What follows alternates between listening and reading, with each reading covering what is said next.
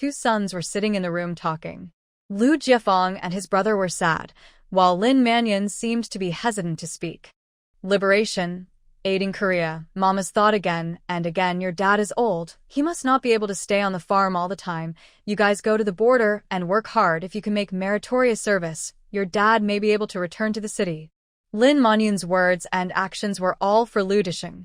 If the two brothers hadn't eavesdropped, they would have believed it and would have been deeply moved by Lin Mannion. But now, they felt it was ironic that their always loving mother had become a stranger in their eyes. Mom, if Yuan Chao and I died, would you feel bad? Lu Jiefeng asked solemnly. Lin Mannion didn't dare to look her son in the eye. She avoided his gaze and forced a smile, saying, "What nonsense are you talking about? Your father said that there is no danger at the border. If you are careful, nothing will happen to you." No. Lu Jiefeng's voice was muffled, and he felt so uncomfortable that he couldn't breathe. He used to think that his mother loved him and his brother, but now he knows that his mother loves herself the most, and he and his brother can be abandoned. Lin Mannion breathed a sigh of relief and felt happy that she could finally return to the city. It's time to work. Lu Disheng came back and asked Lin Mannion to go to work. The two brothers sat in the room. No one spoke. They were still feeling uncomfortable. What's so hard about that? If Lin Mannion really loved you, she wouldn't have abused Lu Yi over and over again. She doesn't care about you at all. Wan Qiqi entered the house and stabbed again. I told Lin Mannion long ago that if she bullies me, I will bully you. Lu Yi then added another stab. He didn't lie and did say similar things to Lin Mannion. Brother Lu Jiefeng's face changed and his body ached slightly. Although the bones had healed, the pain of the broken bones was still very clear. They were called carefully, and it seemed that every time Lu Yi bullied them, it was after their mother bullied Lu Yi. Their bones were broken so many times, but their mother didn't care about them, so she wouldn't change and kept bullying Lu Yi. Anyway, they were the ones who suffered, and their mother didn't feel any pain at all. The brothers closed their eyes in pain, and bitter tears flowed down. Wan Qiqi raised the corner of her mouth with satisfaction. The effect was very good. The next step was to force Lin Mannion to divorce. Her two sons had become estranged from her. Even if Lu Disheng returned to the city, this woman would not be able to use her sons to remarry. Back to the city. Lu Yi roared, and the two brothers shuddered, returning from their sadness to the bitter reality. They forgot to ask for money. Even if you're going to the border to die, you can't go on the road without a penny, right? Lu Yi sent them back to the compound. The two brothers were going to leave in 2 days. We didn't have the key, Lu Jiefeng said in a low voice. The door was locked and they couldn't get into the house. Click, Lu Yi squeezed the lock lightly, and it loosened. He kicked the door again, and it opened. He ignored the two of them and took Wan Qiqi back to the family building. Brother, sister-in-law. Both of them had one leg held. Lu Jiefeng hugged Lu Yi, and Lu Yuanchao hugged Wan Qiqi, and they refused to let go no matter what. Lu Yi gritted his teeth and raised his hand to hit them. The two brothers closed their eyes in fear. Lu Jiefeng shouted desperately, "We have no money. We will starve to death if we go to the border. Beat us to death. We will die sooner or later anyway." That's right. Lu Yuanchao followed up with a shout, saying that it was so uncomfortable to be hungry. You guys have money? Lu Yi asked. It's all spent. The brothers answered confidently, and Lu Jiefeng even said, an elder brother is like a father, and an elder sister-in-law is like a mother. You can't just watch us starve to death on the road. That's right. Lu Yuanchao responded loudly. Lu Ye's palms were itching, and he really wanted to beat these two idiots to death, but was stopped by Wan Qiqi. Your eldest brother and I are not well off financially, and we saved these $20 from our teeth.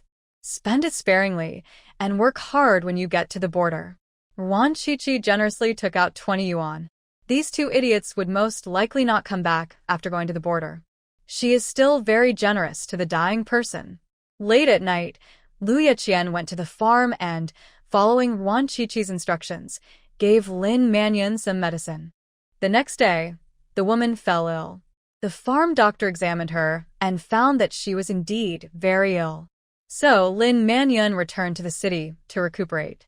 As soon as she returned to the city, Lin Manyun's illness was cured. She herself found it strange, but she was still very happy because she finally didn't have to stay on the darn farm. The Lu Jiafeng brothers are already on their way to the border. Lin Manyun still feels a little sad when she thinks of them, but she is now more worried that Lu Disheng will implicate her. She asked her family to help find out, but the news she got was not optimistic. They said that Lu Disheng would never make a comeback, and even said that he would be sent to the northwest for reform. As Lu Disheng's wife, she would definitely have to follow him to the northwest. She couldn't even handle the farm in Tanzhou, so she would definitely die if she went to the northwest farm.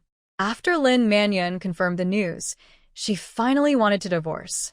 As it got dark, the corridor of the staff building became very lively, with the clinking sounds of cutting vegetables, the collision of spatulas and iron pots, and the aroma of various vegetables and peppers mixed together, making people even hungrier. Wan Qiqi was frying pork liver.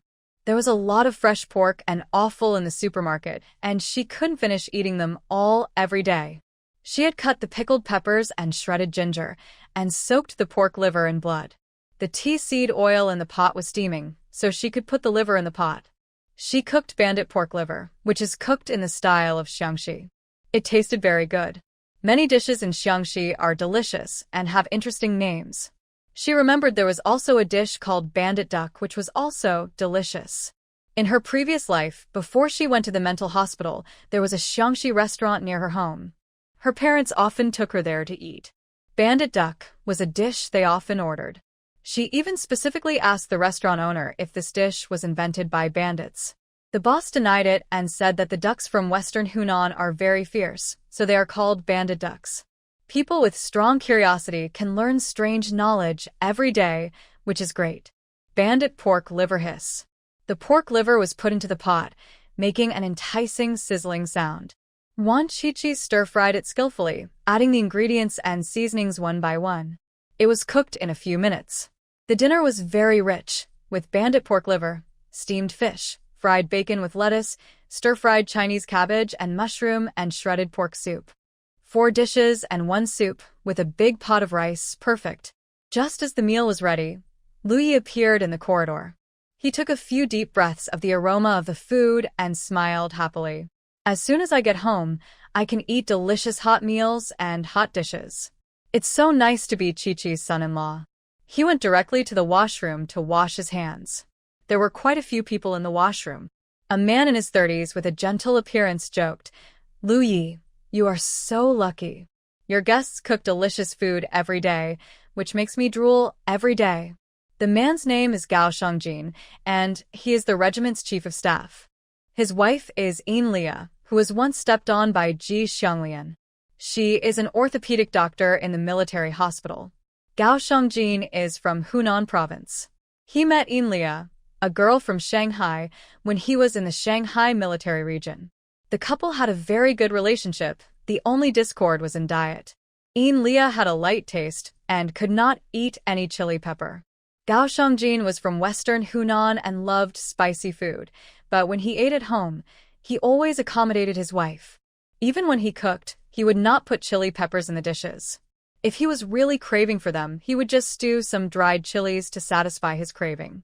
But since Wan Qiqi came, she cooked delicious food every day, which made Gao Shang's mouth water. Sometimes, when he was really hungry, he would sit at the door with rice in his hands and eat with the delicious food from the Lu family. I am not only blessed with good food, but other blessings are also great. I envy you so much. Lu Yi raised his head proudly. All his blessings came from Qiqi. None of the women in the world were as good as his Qiqi. I'm not envious. Your cousin's cooking is delicious, but my cousin is also good at cutting. We each have our own strengths. Gao Shangjin also praised his wife.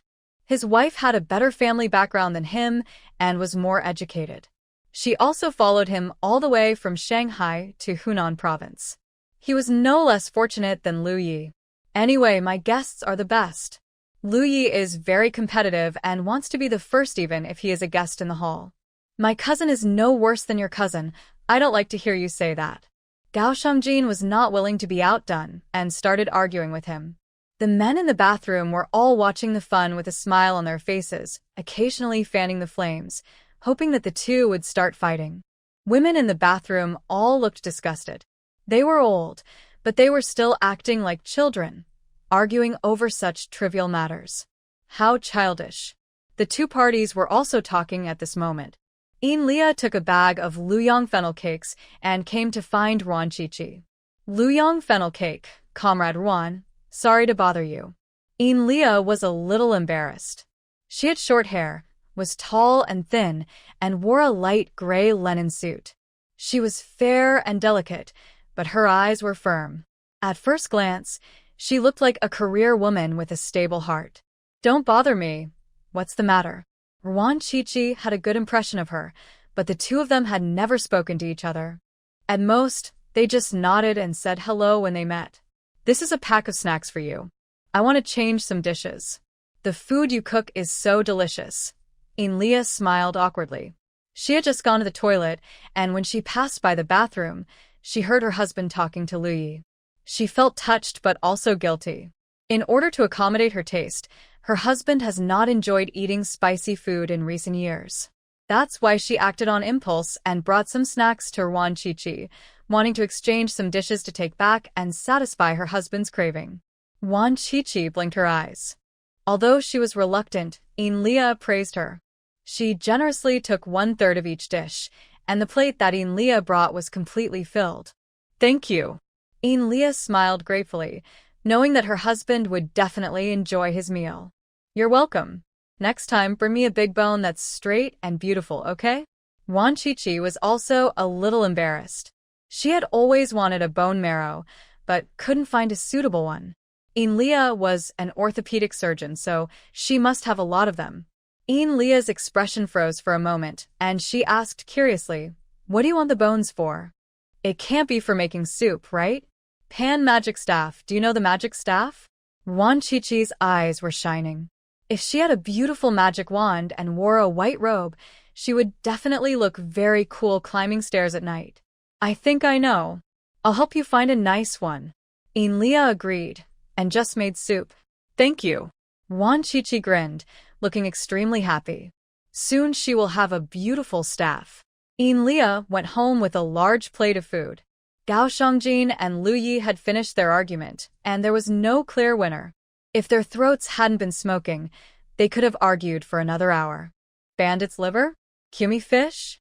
Lia, where did you get it? Gao Shangjin's eyes lit up. He could eat 5 bowls of rice just with this dish. I exchanged it with Ruan Qiqi. I will exchange it with her again in the future. Lia planned to exchange dishes with Ruan Qiqi after finding a suitable pork rib. Luya's cooking is really good, but my Tang Ke is even better with a scalpel. Lu Yi and I are equally blessed. Gao Shangjin immediately understood that his wife must have heard him and Lu Yi arguing. He didn't even bother to eat and hurriedly tried to coax her with sweet words. "Eat, or I'll sew your mouth shut if you keep talking nonsense." Lia glared at him and picked up some food for him with the serving chopsticks. There was a lot of joy at the Gao family's dining table, and Lu Ye's family was also doing well. He ate 3 fennel cakes and 4 bowls of rice and finished all the food. Lin Mannion is inquiring about the divorce procedure. Lu Ye's tone was gloating. The old man treated this woman as his treasure, but this woman treated the old man as grass. Find a way to let Shi Jinghong know about this. With his help, the divorce will be quick. Your father may have to stay in the cadre school for a few more days. Ruan Qiqi thought of a way to kill 2 birds with 1 stone. Military marriages are not easy to divorce, and Lu Disheng has a high rank. Unless Lu Disheng takes the initiative to divorce, it will not be that easy. But it would be much easier with Shi Jinghong's involvement. She guessed that Lin Mannion might even accuse Lu Disheng of 10 false crimes. Lu Disheng will definitely be hurt both physically and mentally this time. Just consider it as a punishment for his mistreatment of Lu Yi over the years. Lin Mannion did not have a good life after returning to the city. Although she no longer had to work, she was frightened every day, afraid of being implicated by Lu Disheng. The situation her family found out was not optimistic. Lu Disheng might never make a comeback this time. He was already over 60, so he might as well die. She was only in her 40s and had plenty of time left. She didn't want to die with this old man. Moreover, she has been implicated by Lu Disheng and her work in the hospital has stopped. Lin Mannion regrets it so much now. If she had known that Lu Disheng was so useless, she would have married someone else. When she was taking care of the wounded in the hospital, there were many young and promising officers, but their ranks were lower than Lu Disheng. She weighed the pros and cons for several days before choosing Lu Disheng, who had the highest rank. Unfortunately, she made the wrong choice in the end. Lin Mannion regretted her decision so much because a young officer who had pursued her in the past was now a cadre in the Jiangcheng military region. Although his rank was lower than Lu Disheng, he was young and had a bright future. If she had married this man back then, why would she have to suffer so much now? Lin Mannion, filled with regret, finally made up her mind to divorce. She did not tell Lu Disheng, but secretly inquired about the divorce procedures. However, the result she found out made her tired. She can only divorce with Lu Disheng's consent, otherwise the divorce will not be successful. Lin Mannion was sure that Lu Disheng would not agree. This unlucky old man was in bad luck now. Where could he find a young and beautiful woman to serve him if he left her? Lin Mannion, who was upset and irritable, had been depressed at home for several days, but still couldn't think of a good way to divorce. One day, there was no food at home, so she rode her bike out to buy food. As soon as she left the compound, she was stopped by someone. The other party showed the credentials of the Cutting Tail Society. Lin Mannion followed them nervously and was taken to Shi Jinghong's office. "Comrade Lin, please take a seat." Shi Jinghong personally made tea for her, with a smile on her face, and was particularly polite. Lin Mannion felt a little relieved. "Comrade Lin wants to divorce Lu Disheng, right?" Shi Jinghong asked directly. "What do you want to do?" Lin Mannion looked alert. She knew that Shi Jinghong and Lu Disheng didn't get along, so he must have had no good intentions in calling her here. "Don't be nervous. I'm here to help you sincerely. As long as you do as I say, the divorce can go smoothly without Lu Disheng's consent." Shi Jinghong's tone was very sincere. Lin Mannion was moved and asked, "What should I do?" "It's very simple. Just sign this and I'll get you a divorce." Shi Jinghong handed over a document. Lin Mannion took it and saw the line of words on the top. Her heart sank suddenly, and her face changed. It was a document accusing Lu Disheng of 10 crimes, but all of these 10 crimes were trumped up. If she signed it, Lu Disheng's guilt would be set in stone, and he might really die in the Northwest. Lin Mannion was extremely conflicted. She just wanted a divorce and didn't want to harm Lu Disheng. After all, he was the father of Jiefeng and Yuan Chao. "Comrade Lin, you have a hard time as a nurse in the hospital. I can recommend you to work as a cadre in the health bureau, as long as you sign your name." Shi Jinghong's voice was full of temptation, and the bait she threw out was very sweet. Lin Mannion dreamed of becoming a cadre. She had mentioned it to Lu Disheng before, but was rejected. "Comrade Lin, you only care about Lu Disheng, but he never thinks about you. If it's really for your own good, he should take the initiative to file for divorce, so as not to implicate you, don't you think?" Shi Jinghong's words touched Lin Manyun's heart. She also felt very wronged. Lu Disheng didn't care about her at all. When Lu Yi and Ruan Qiqi bullied her, this heartless old man never stood up for her. "I sign." Lin Mannion gritted her teeth and made up her mind. If a man does not work for himself, he will be punished by heaven and earth. She just wants to live a better life. What's wrong with that? Comrade Lin is indeed a man of great righteousness. Shi Jinghong handed over a pen and praised it, feeling very proud. With these 10 sins, Lu Disheng will definitely not survive. Hands were shaking as she held the pen. It was extremely difficult for her to write her name, which she usually did. Finally, it was signed. Lin Mannion glanced at her name on the document and asked worriedly, "How long will it take for the divorce to happen? And when will the health bureau make arrangements?" "It will be kept within a week, and the health bureau will take care of it within a month." "Comrade Lin, don't worry." Shi Jinghong's answer was somewhat perfunctory. He had no intention of arranging Lin Mannion to go to the health bureau at all. She was just a pawn. Lin Mannion smiled a little and felt relieved. After leaving the tail-cutting meeting, she went to the market to weigh some meat. She had been having a hard time during this period, so she needed to make up for it. Shi Jinghong was very efficient. After only 3 days, Lin Manyun's divorce was successful. Lu Disheng from the farm also received the divorce documents, which were delivered by Shi Jinghong personally, along with the 10 sins.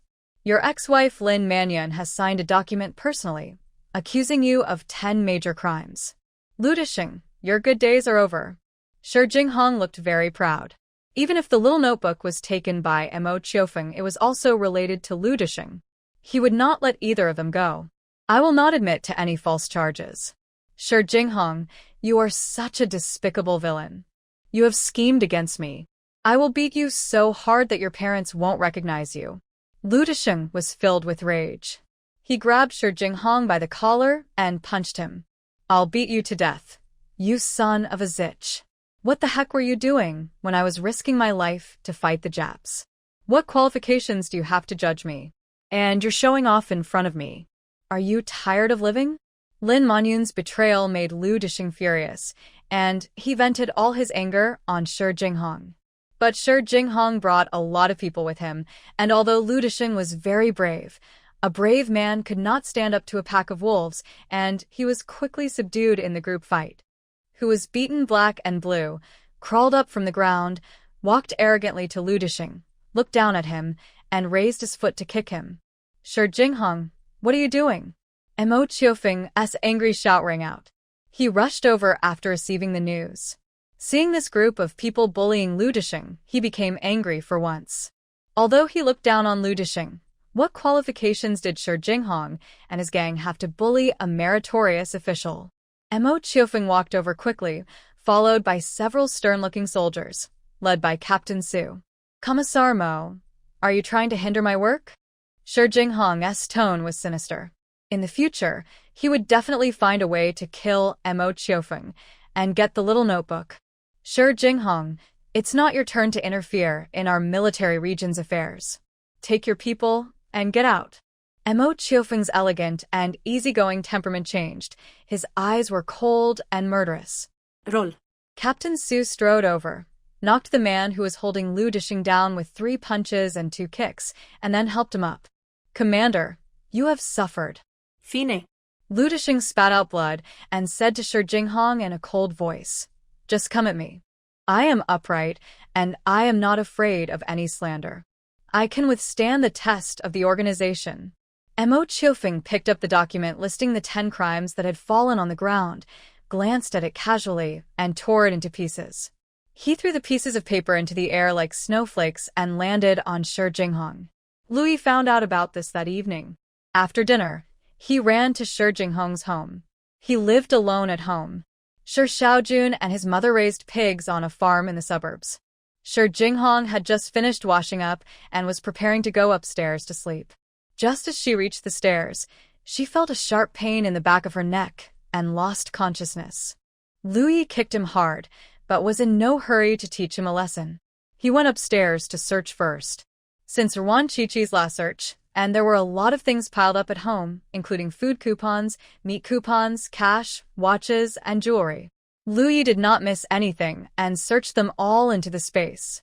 The coal, grain, oil, bacon, sausages, pots, etc. in the kitchen were also collected.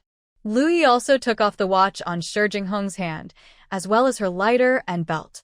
These were all good things used by this old jerk, and he was jealous of them, so he had to take them off.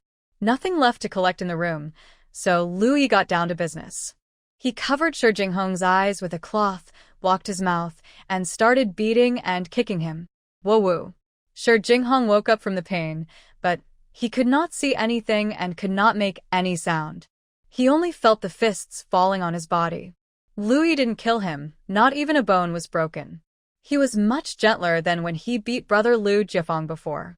Shi Jinghong is still useful if you keep him, so you can't beat him too harshly. Beating for half an hour, Shi Jinghong fainted from the pain. An hour later, He woke up again from the pain. He pulled out the cloth from his mouth and eyes and cursed in pain. Darn you. Do it, let me find out who it is, ouch. Sure Jinghong limped up the stairs. After taking a few steps, his feet hurt so much that he reached out to press the escalator, but he missed the button.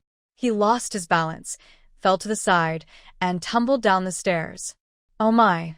Sure Jinghong lay on the ground groaning. His waist was injured, and the pain was terrible. He slowly got up and was shocked to see an empty staircase.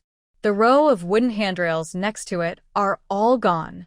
This familiar style of painting immediately reminded him of a theft that happened a month ago, where a thief was so poor that he even stole salt. Sure Jinghong's heart skipped a beat. She held her waist and limped to the kitchen. Suddenly, everything in front of her eyes went dark. Not to mention the salt, even the doors and windows of the kitchen were removed, leaving only a hole in the window. The wind blew in, making his bones ache. You jerk. Everyone in your house is dead, and you need wood to make a coffin, right? Sure Jinghong roared in grief and indignation, hating this poor thief to the core. Lu Yi returned home with a full load.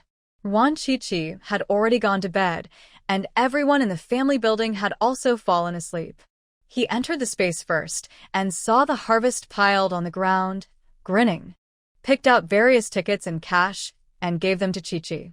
There are also some jewelry and watches, which are also given to Qiqi.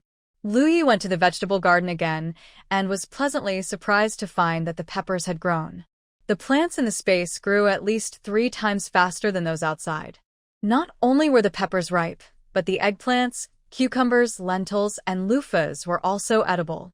Lu Yi picked a juicy cucumber with a thorny top, wiped it casually on his clothes, and began to chew it.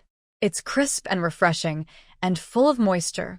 As expected, he is the second best in the world, and is second in everything he does. The first one is his Qiqi. The chickens, ducks, and rabbits are all growing well, and will be ready to eat after a while. After Lu Yi finished eating the cucumber, he shoveled the fermented manure into the vegetable field as fertilizer. As Qiqi said, the success of crops depends on manure, so you have to fertilize diligently to have delicious vegetables. After finishing his work, Lu Yi picked another cucumber and left the space. At 6 o'clock the next morning, a loud bugle call sounded, and the family building suddenly became lively. Most adults and children had gotten up, but Wan Qiqi didn't. Today was Sunday, and he didn't have to go to work. Qiqi, I'll take you to a good place. Lu Yi didn't get up either. He also rested on Sunday. His position as deputy regiment commander was just a figurehead, and he basically had no business doing anything except occasionally helping to train soldiers. He was the person with the least time in the entire military region. I don't want to get up. Wan Qiqi shook her head sleepily. She hadn't gotten enough sleep yet. No need to get up, it's a magical place. Lu Yi smiled mysteriously, grabbed her hand, and then the two of them disappeared from the bed and into the open space. The open space was filled with the fragrance of fruits and vegetables. The chickens, ducks, and rabbits were all very happy, and the colorful roses were blooming beautifully, with dewdrops dripping on the petals.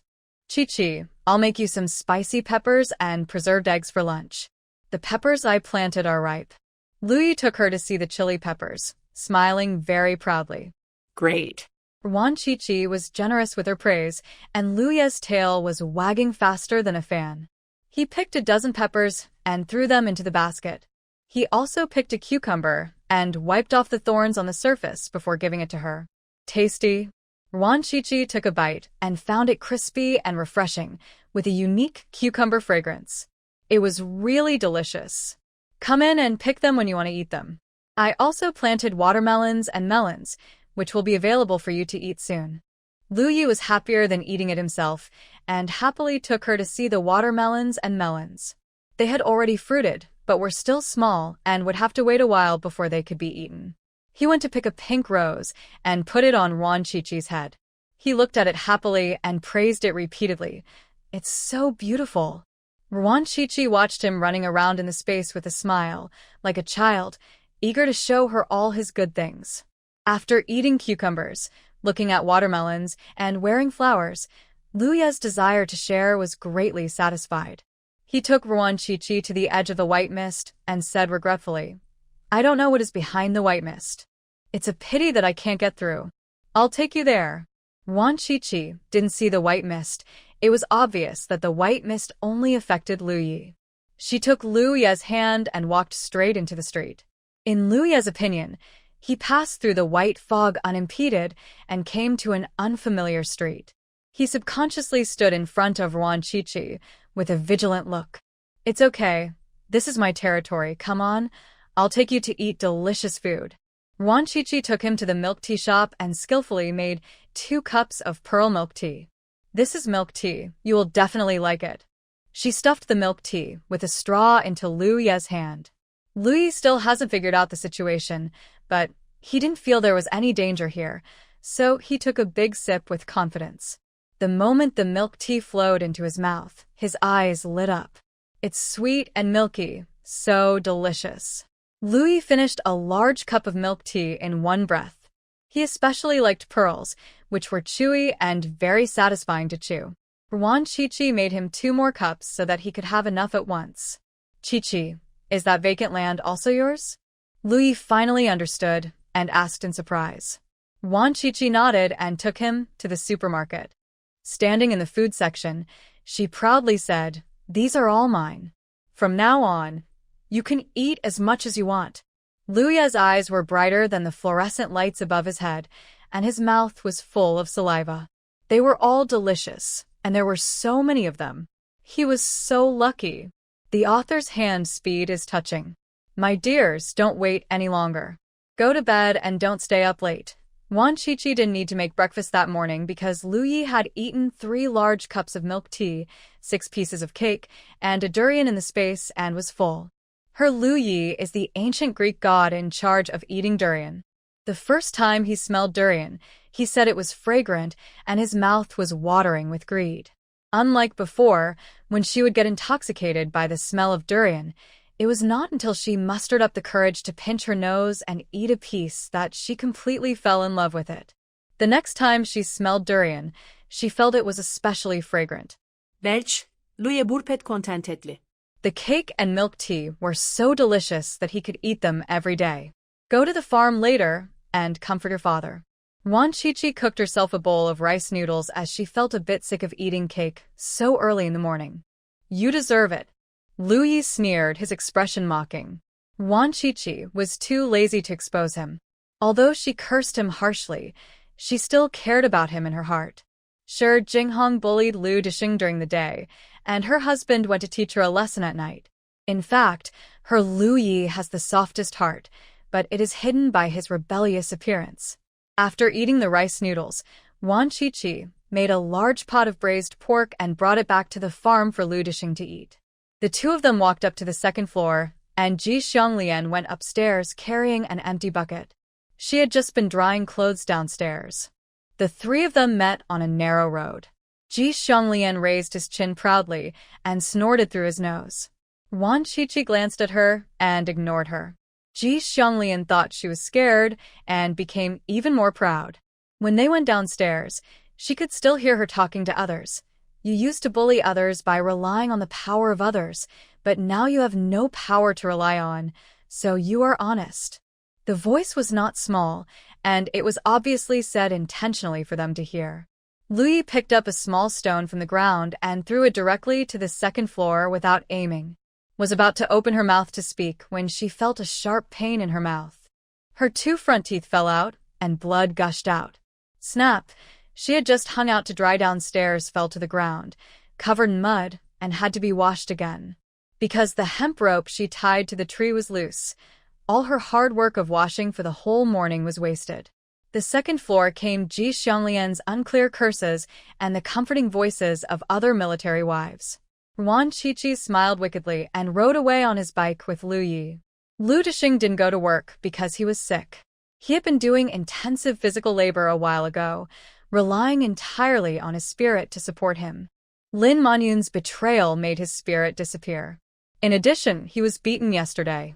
After all, he was old and had not been sick for decades, so he fell ill all of a sudden.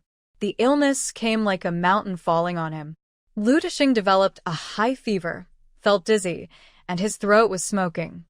He didn't have the strength to get up and pour some water, so he lay in bed in a daze.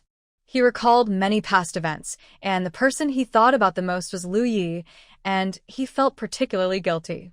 Lin Manyun was a vicious person and must have abused Xiaoye in the past. He remembered that Xiaoye had complained to him, but he was deceived by this venomous snake Lin Manyun and thought that the child was lying. Not only did he not stand up for Xiaoye, he also taught him a lesson.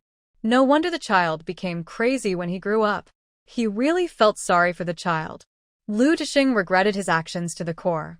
He hated Lin Manyun for being so vicious, and he hated himself even more for being so stupid as to marry such a vicious woman and bring her home, mistreating his son. That he is in such a miserable state now is all retribution. Lu Dishing sighed. His head hurt even more, his throat hurt, and his lips were dry and chapped.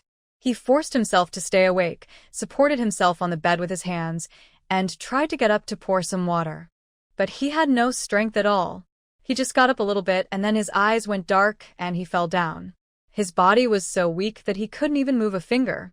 Lu Dishing felt sad, thinking that he had been able to repel the enemy's attack alone with just a heavy machine gun, and persisted in waiting for reinforcements and not losing the position. Now, he can't even get out of bed, alas. Wan Qiqi and the others arrived. Lu Dishing was already delirious due to fever. His cheeks were red and burning hot. The temperature was frighteningly high. "You won't die, will you?" Lu Yi frowned, looking at the weak and haggard Lu Dishing. He did not feel as happy as he had imagined. He had fantasized countless times before about beating Lu Dishing down and having him kneel in front of him and call him daddy, but now that Lu Dishing had really fallen, he wasn't happy at all. "I can't die." Wan Qiqi took out the antipyretic medicine and fed it to Lu Dishing, and also drank a lot of warm water to replenish his water. She glanced at the awkward Lu Yi and said nothing. In fact, she understood Lu Ye's thoughts very well. It was not a virtuous heart, but a blood bond. Lu Dishing was Lu Ye's biological father. Although he was a scumbag, he was not really a bad guy.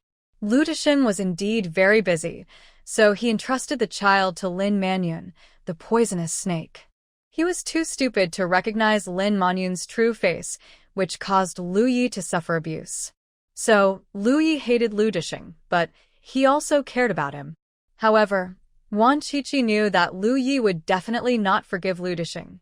The damage has been done, and to forgive is to torture yourself. The antipyretic medicine was very effective. Lu Dishing broke out in a sweat, his fever subsided, and he woke up. The two blurry figures in front of him gradually became clear. When he saw that they were Lu Yi and Wan Qiqi, Lu Dishing felt a little sad. The person he treated the most unfairly was Lu Yi, but in the end, he still had to rely on Lu Yi to take care of him. "Dad, drink some water." Wan Qiqi handed over a large cup of warm water. Lu Dishing took the water and drank it greedily as if it were nectar. He hadn't had any water since last night and was almost dying of thirst. Lu Dishing choked because he drank too quickly and coughed so loudly that his face turned red. "You're drinking so fast. Are you in a hurry to reincarnate?" Lu Yi slapped him on the back, showing his filial piety. Cough, cough, cough. Lu Dishing had almost recovered from his coughing fit, but the slap made him cough again, and his ribs were almost broken. This time, he didn't scold him. Instead, he looked at Lu Yi guiltily and continued drinking water. Lu Yi waited for a long time, but the old man didn't scold him. Instead, he felt uncomfortable. He thought about it and slapped him again, this time with more force, and knocked Lu Dishing down directly. "Fortunately, I drank all the water in the cup, otherwise the quilt would definitely be warm." Lu Dishing was so angry that he gritted his teeth and cursed, but he endured it. He felt sorry for his son, so it would be good to let this kid vent his anger. After waiting for a few minutes, Lu Dishing still didn't teach him a lesson. Lu Yi frowned even more tightly, suspecting that the old man had a fever and his throat was hoarse. "Qiqi, my throat is burnt, and I am hoarse." Lu Ye's tone was a little anxious, and to prove it to Wan Qiqi, he slapped Lu Dishing hard on the head. He felt a sharp pain on the top of his head, and when he heard his son's rebellious words, Lu Disheng's anger finally overcame his guilt. He raised the enamel cup and smashed it at his son. "My throat is fine." But the curse came out like a rough and hoarse sound, as if the vocal cords had been rubbed by sandpaper. Wan Qiqi couldn't help but twitch the corner of her mouth. She thought of the Baowan joke. With Lu Disheng's current voice, it would definitely sound nice if he was called Baowan. Lu Yi dodged nimbly, and the enamel cup fell to the ground, rolling a few times. "You have such a broken throat. My fart sounds better than yours." Whenever Lu Yi speaks, he never says anything good. However, after being disturbed by his actions, Lu Disheng felt refreshed, and his stomach was also full of hunger. In fact, Lu Yi and Wan Qiqi are both kind-hearted children. Children who lack love are very kind. They will remember the little kindness of others. However, Lu Yi will not forgive. This is not the author's forced character setting, but my own journey. I hate my relatives and I will not forgive them, but I will not ignore their life or death. It is a very contradictory mentality. Maybe many people have the same idea as me. There are very few people who can be so heartless and disloyal as to not recognize their relatives. Wan Qiqi cooked a big bowl of noodles and served it with braised pork. Lu Disheng ate it all with a great appetite. "Your concubine divorced you and accused you of 10 crimes. You have a very good eye. After careful selection, you chose a poisonous snake to marry. I told you before, but you didn't believe me. Now you get bitten by a poisonous snake. You deserve it." Lu Yi gloated and made sarcastic remarks. Lu Disheng let Lu Yi mock him without saying a word. His silence instantly made Lu Yi lose interest. Just like punching cotton, it was meaningless. "Are you mute?" Lu Yi asked unhappily. Lu Disheng sighed and said in a hoarse voice, "It's my fault. Dad is sorry for you." Lu Yi was stunned. He didn't expect that this proud and conceited old man would admit his mistake so easily and say sorry to him. Looking at Lu Disheng's dark, thin, and haggard appearance, he had completely lost his former spirited energy and even admitted his mistakes so quickly. Lu Yi did not feel happy. Instead, he was very angry. "What's the point of you saying sorry? Can it offset what Lin Mannion did to me? You didn't believe me when I told you before, but now that you've been bitten by the venomous snake, you believe it. You don't feel guilty towards me at all, but you regret not seeing Lin Manyun's true face earlier and hurting yourself." Lu Yi spoke very quickly and rudely, scolding Lu Disheng harshly. He hated the old man's "I'm sorry." How could these 3 light words possibly offset the suffering he had endured? He never wants to hear sorry, because he will never forgive. "Don't ever say sorry to me again. It makes me angry." After saying that, Lu Yi ran out. Lu Disheng's face was full of regret, and he felt very upset. If the law allowed, he really wanted to kill Lin Mannion to avenge his son. But he can't do that. He has to obey the law. "Dad, Lin Mannion will be back soon for labor reform." Wan Qiqi said something. "Lin Manyun's good days are over. There will be darkness from now on. Let's see how long this woman can endure." What did she do? Lu Disheng didn't quite believe it. Now that Lin Mannion was involved with Shi Jinghong, how could she possibly come to the farm for transformation?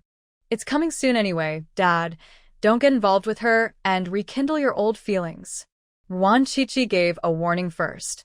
Although Lin Mannion was not beautiful, she was very good at charming men.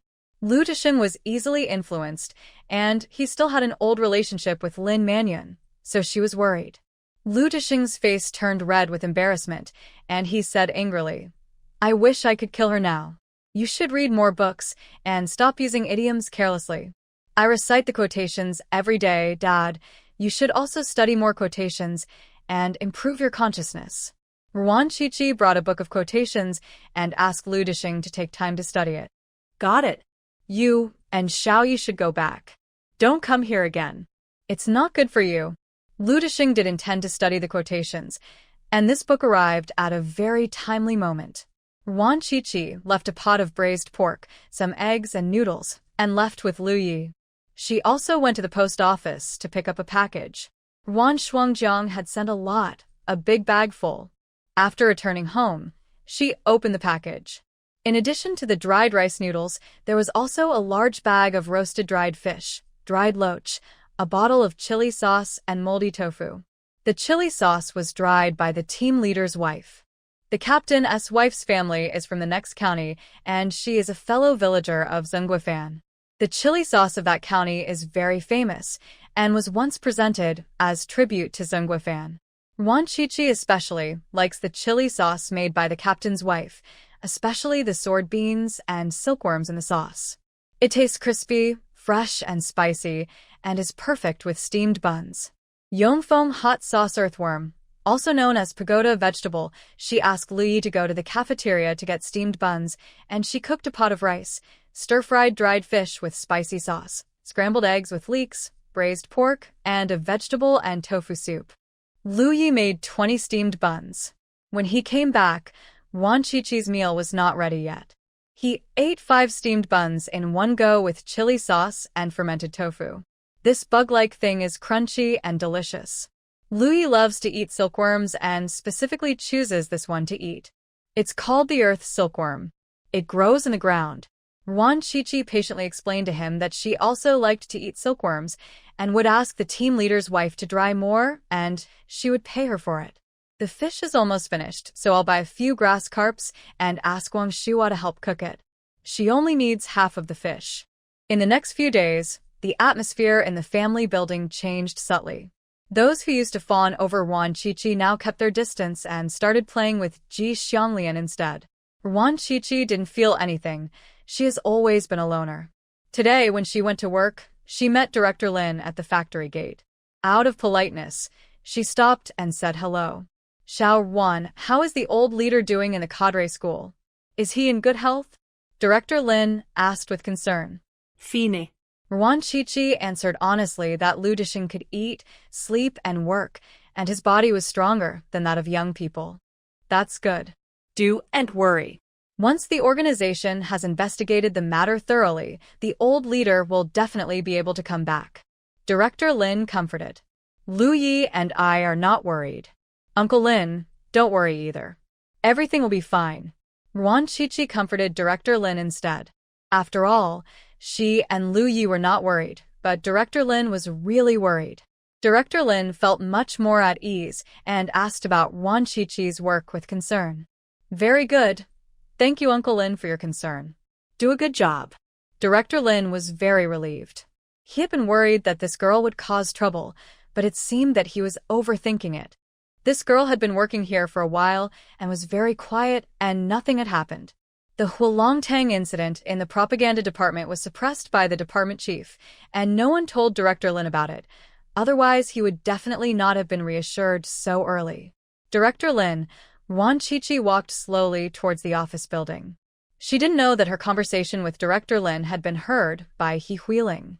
As soon as He Huiling arrived at the office, she shared the good news with Qi Huaimin. Wan Qiqi relied on her father-in-law's connections. Her father-in-law was Director Lin's old boss, but now her father-in-law is in trouble and is undergoing labor reform in a cadre school. Qi Huaimin's eyes flashed, and although he didn't say anything, he had some idea in his mind. Since he has no backing, don't blame him for being rude. The last time he drank huilong soup, it still traumatized him to this day. He always felt that everything he drank had a fishy smell. He must avenge himself. Lao Qi, you and Xiao Wan will be responsible for the promotional posters in the fermentation workshop. Complete them within a week. Lao Qi, you are the master, so guide Xiao Wan more. The section chief assigned the work tasks. The next day, when making a blackboard newspaper, Qi Huaimin gave Wan Qiqi a stack of materials, saying it was the content of the blackboard newspaper, and asked her to copy it on the blackboard. Wan Qiqi had a photographic memory and could tell at a glance that there was something wrong with the materials. She had even inserted 2 very obscure and dangerous words. If seen by someone with ulterior motives, she, the person who copied the blackboard newspaper, would definitely be in big trouble. Qi Huaimin really went to great lengths to harm her. The work bell rang in the afternoon. Qi Huaimin asked Wan Qiqi to make a blackboard newspaper.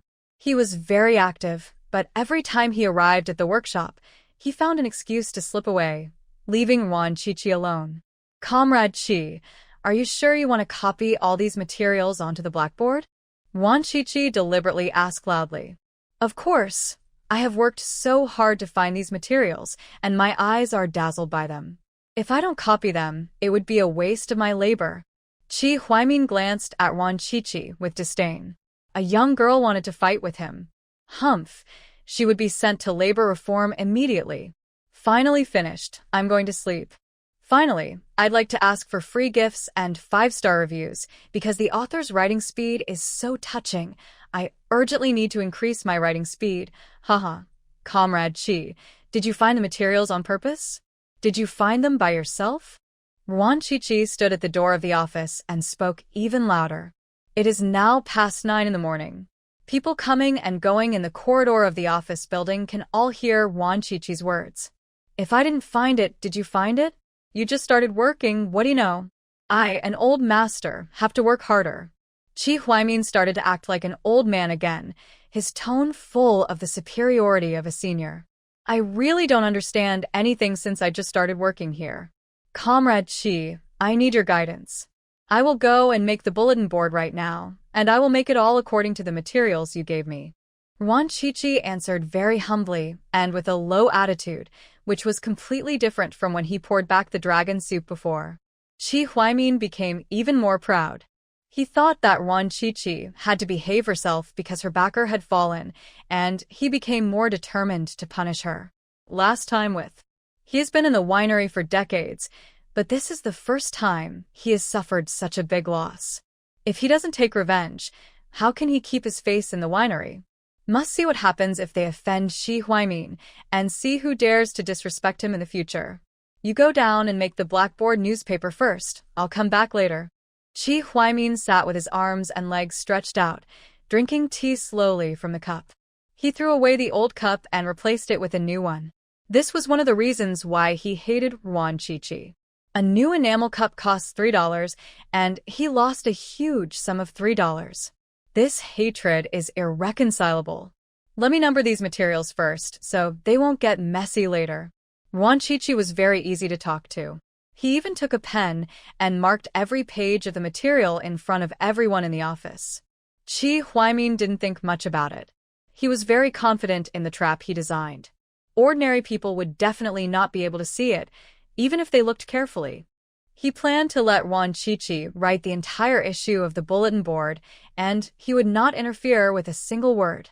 After the bulletin board was completed, he would collect the pile of materials and burn them, then pretend to accidentally point out the reactionary remarks in the bulletin board and send Wan Qiqi to a farm for reform. You're lucky. You can come back after a few years on the farm. It's bad luck. A young and beautiful girl like Wan Qiqi might never come back after going to the farm. Qi Huaimin sneered secretly.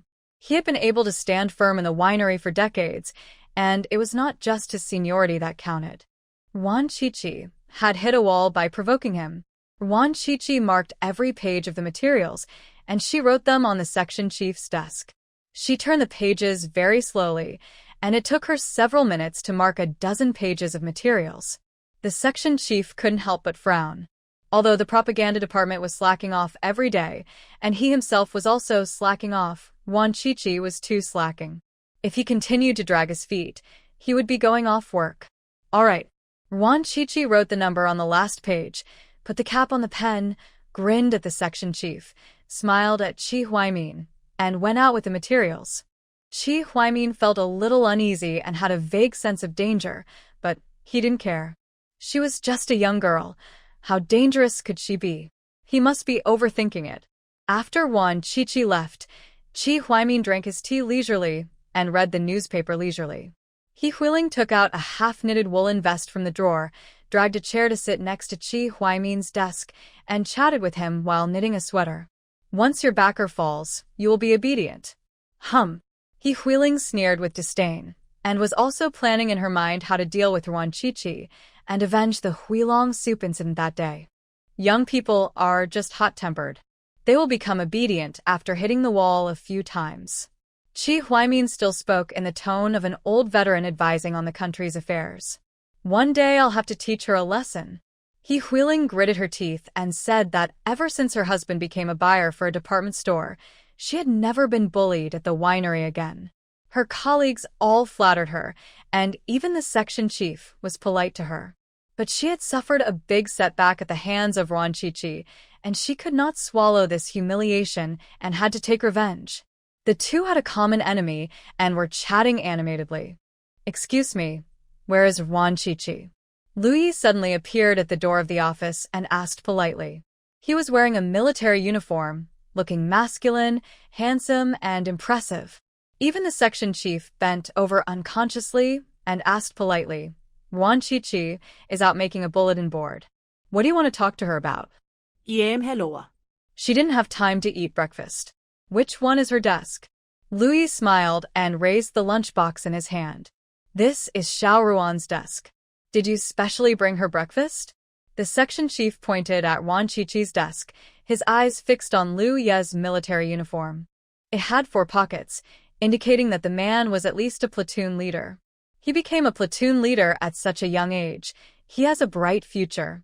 The military rank system was abolished in the 1970s, and the troops all wore the Type 65 military uniform. The officers' jackets had 4 pockets, while ordinary soldiers had 2 pockets. Liu Yi walked into the office, put the lunchbox on Wan Chi-Chi's desk, and smiled at the section chief. "My Chi-Chi is not in good health. She will feel dizzy and weak if she doesn't eat breakfast. She just came to work and doesn't know anything. The leader has to take care of her. If she does anything wrong, call me and tell me. I will definitely teach her a lesson." No, Xiao Ruan is pretty good, smart, and quick to react. The section chief's face was full of smiles. He was cunning and understood Liu Ye's implication immediately. "My cousin is not in good health, so don't assign her too much work. Even if my cousin did something wrong, you're not qualified to teach him a lesson, or I will never forgive you." This is a blatant threat. He dare not say anything. He can't afford to offend. Qi Huaimin's heart skipped a beat. He never expected that Ron Chi-Chi had more than one backer. Darn it, not only is my father-in-law dead, but I also have a husband who is an officer. He glanced at He Huiling with dissatisfaction. The information she obtained was not comprehensive, which almost caused him to make a big mistake. No, he had to get the materials back quickly. Wan Chi-Chi's background was too powerful and he couldn't afford to offend her. He Huiling pouted angrily, feeling extremely jealous. It's so unfair that Wan Chi-Chi gets all the good things. Liu Yi looked at the two of them deeply, his eyes turned cold. It was these 2 people who bullied his Chi-Chi, and just now they were plotting to deal with Chi-Chi. It is true that appearance reflects the heart. The man has a pointed chin, and the woman has a face full of flesh. They don't look like good people. This sight made Qi Huaimin's calves tremble. He was so nervous that he kept drinking water. Before he knew it, he had finished a cup of tea, and his lower abdomen was bloated. He quickly got up and prepared to go to the toilet first, and then go to Wan Chi-Chi to get the materials. Qi Huaimin walked quickly towards the men's restroom, and Liu Yi smiled evilly and followed behind him. Qi Huaimin in the bathroom had already unzipped his pants. He had just drunk a large cup of tea, which had all turned into urine, and he was very bloated. But after urinating for several minutes, Qi Huaimin still couldn't pee. He was obviously in a hurry to pee, but he just couldn't. It was as if there was an invisible barrier blocking his urine, and he couldn't pee no matter what he did. Grass. Qi Huaimin used up all his strength, his face turned red, and he couldn't even urinate a drop, but his lower abdomen was swollen and about to explode. He was swept by a deep fear, worrying that he would be the first person in the winery to die from holding his urine. The more Qi Huaimin thought about it, the more frightened he became. He didn't even bother to zip up his pants and ran out in a hurry. He wanted to go to the hospital to save his life. A living person must not be allowed to die from holding his urine. Ah. You rascal! The women's restroom was next to the men's restroom. A female comrade just came out and met Qi Huaimin, and she could see it clearly. The female comrade was a woman in her 40s, bold and aggressive. She grabbed Qi Huaimin by the collar and slapped him hard in the face. "You are so shameless that you let me see this? I'll beat you to death, you jerk. The eldest sister is about the same height as Chi Huaimin and has a high level of fighting skills. It can be seen at first glance that she often teaches her husband a lesson by pulling his hair, slapping him, kicking him in the groin. She is very skilled in every move. Ouch, I didn't mean to do that. I was just anxious because I couldn't pee. Stop hitting me. Chi Huaimin was in the wrong, so he held his head and dodged, and even explained why he didn't zip up his pants, but the eldest sister didn't believe him at all and beat him even harder. You don't need to zip up because you have a bad prostate? I have breast hyperplasia, but I still dress tightly. Don't make excuses for your hooligan behavior. You are a shameless old hooligan. The eldest sister is not only powerful in fighting, but also eloquent. She scolded Chi Huaimin and attracted many people. Chi Huaimin has been trying to zip up his shirt, but his elder sister didn't give him the chance, so he hasn't done it yet. How shameless. You rascal. A beast in human form. Female comrades all looked disdainful and cursed harshly. Male comrades were gloating over Chi Huaimin's misfortune. They were already fed up with him because he always acted like a senior in the factory. Lu Yi mingled in the crowd, grinning with his teeth bared. After a few minutes, Chi Huaimin was beaten black and blue, and his hair was pulled out. Only then did Lu Yi show mercy and issue an order. Hush. Chi Huaimin, who was dodging with his head in his hands, heard the booing and subconsciously felt that something was wrong. Then a warm current flowed out of his body, flowing freely and deeply. Duck you peed on me. Did you do it on purpose? The older sister sitting opposite Chi Huaimin suffered the consequences and was peed on. She was so angry that she didn't even care about being disgusted and started punching and kicking him.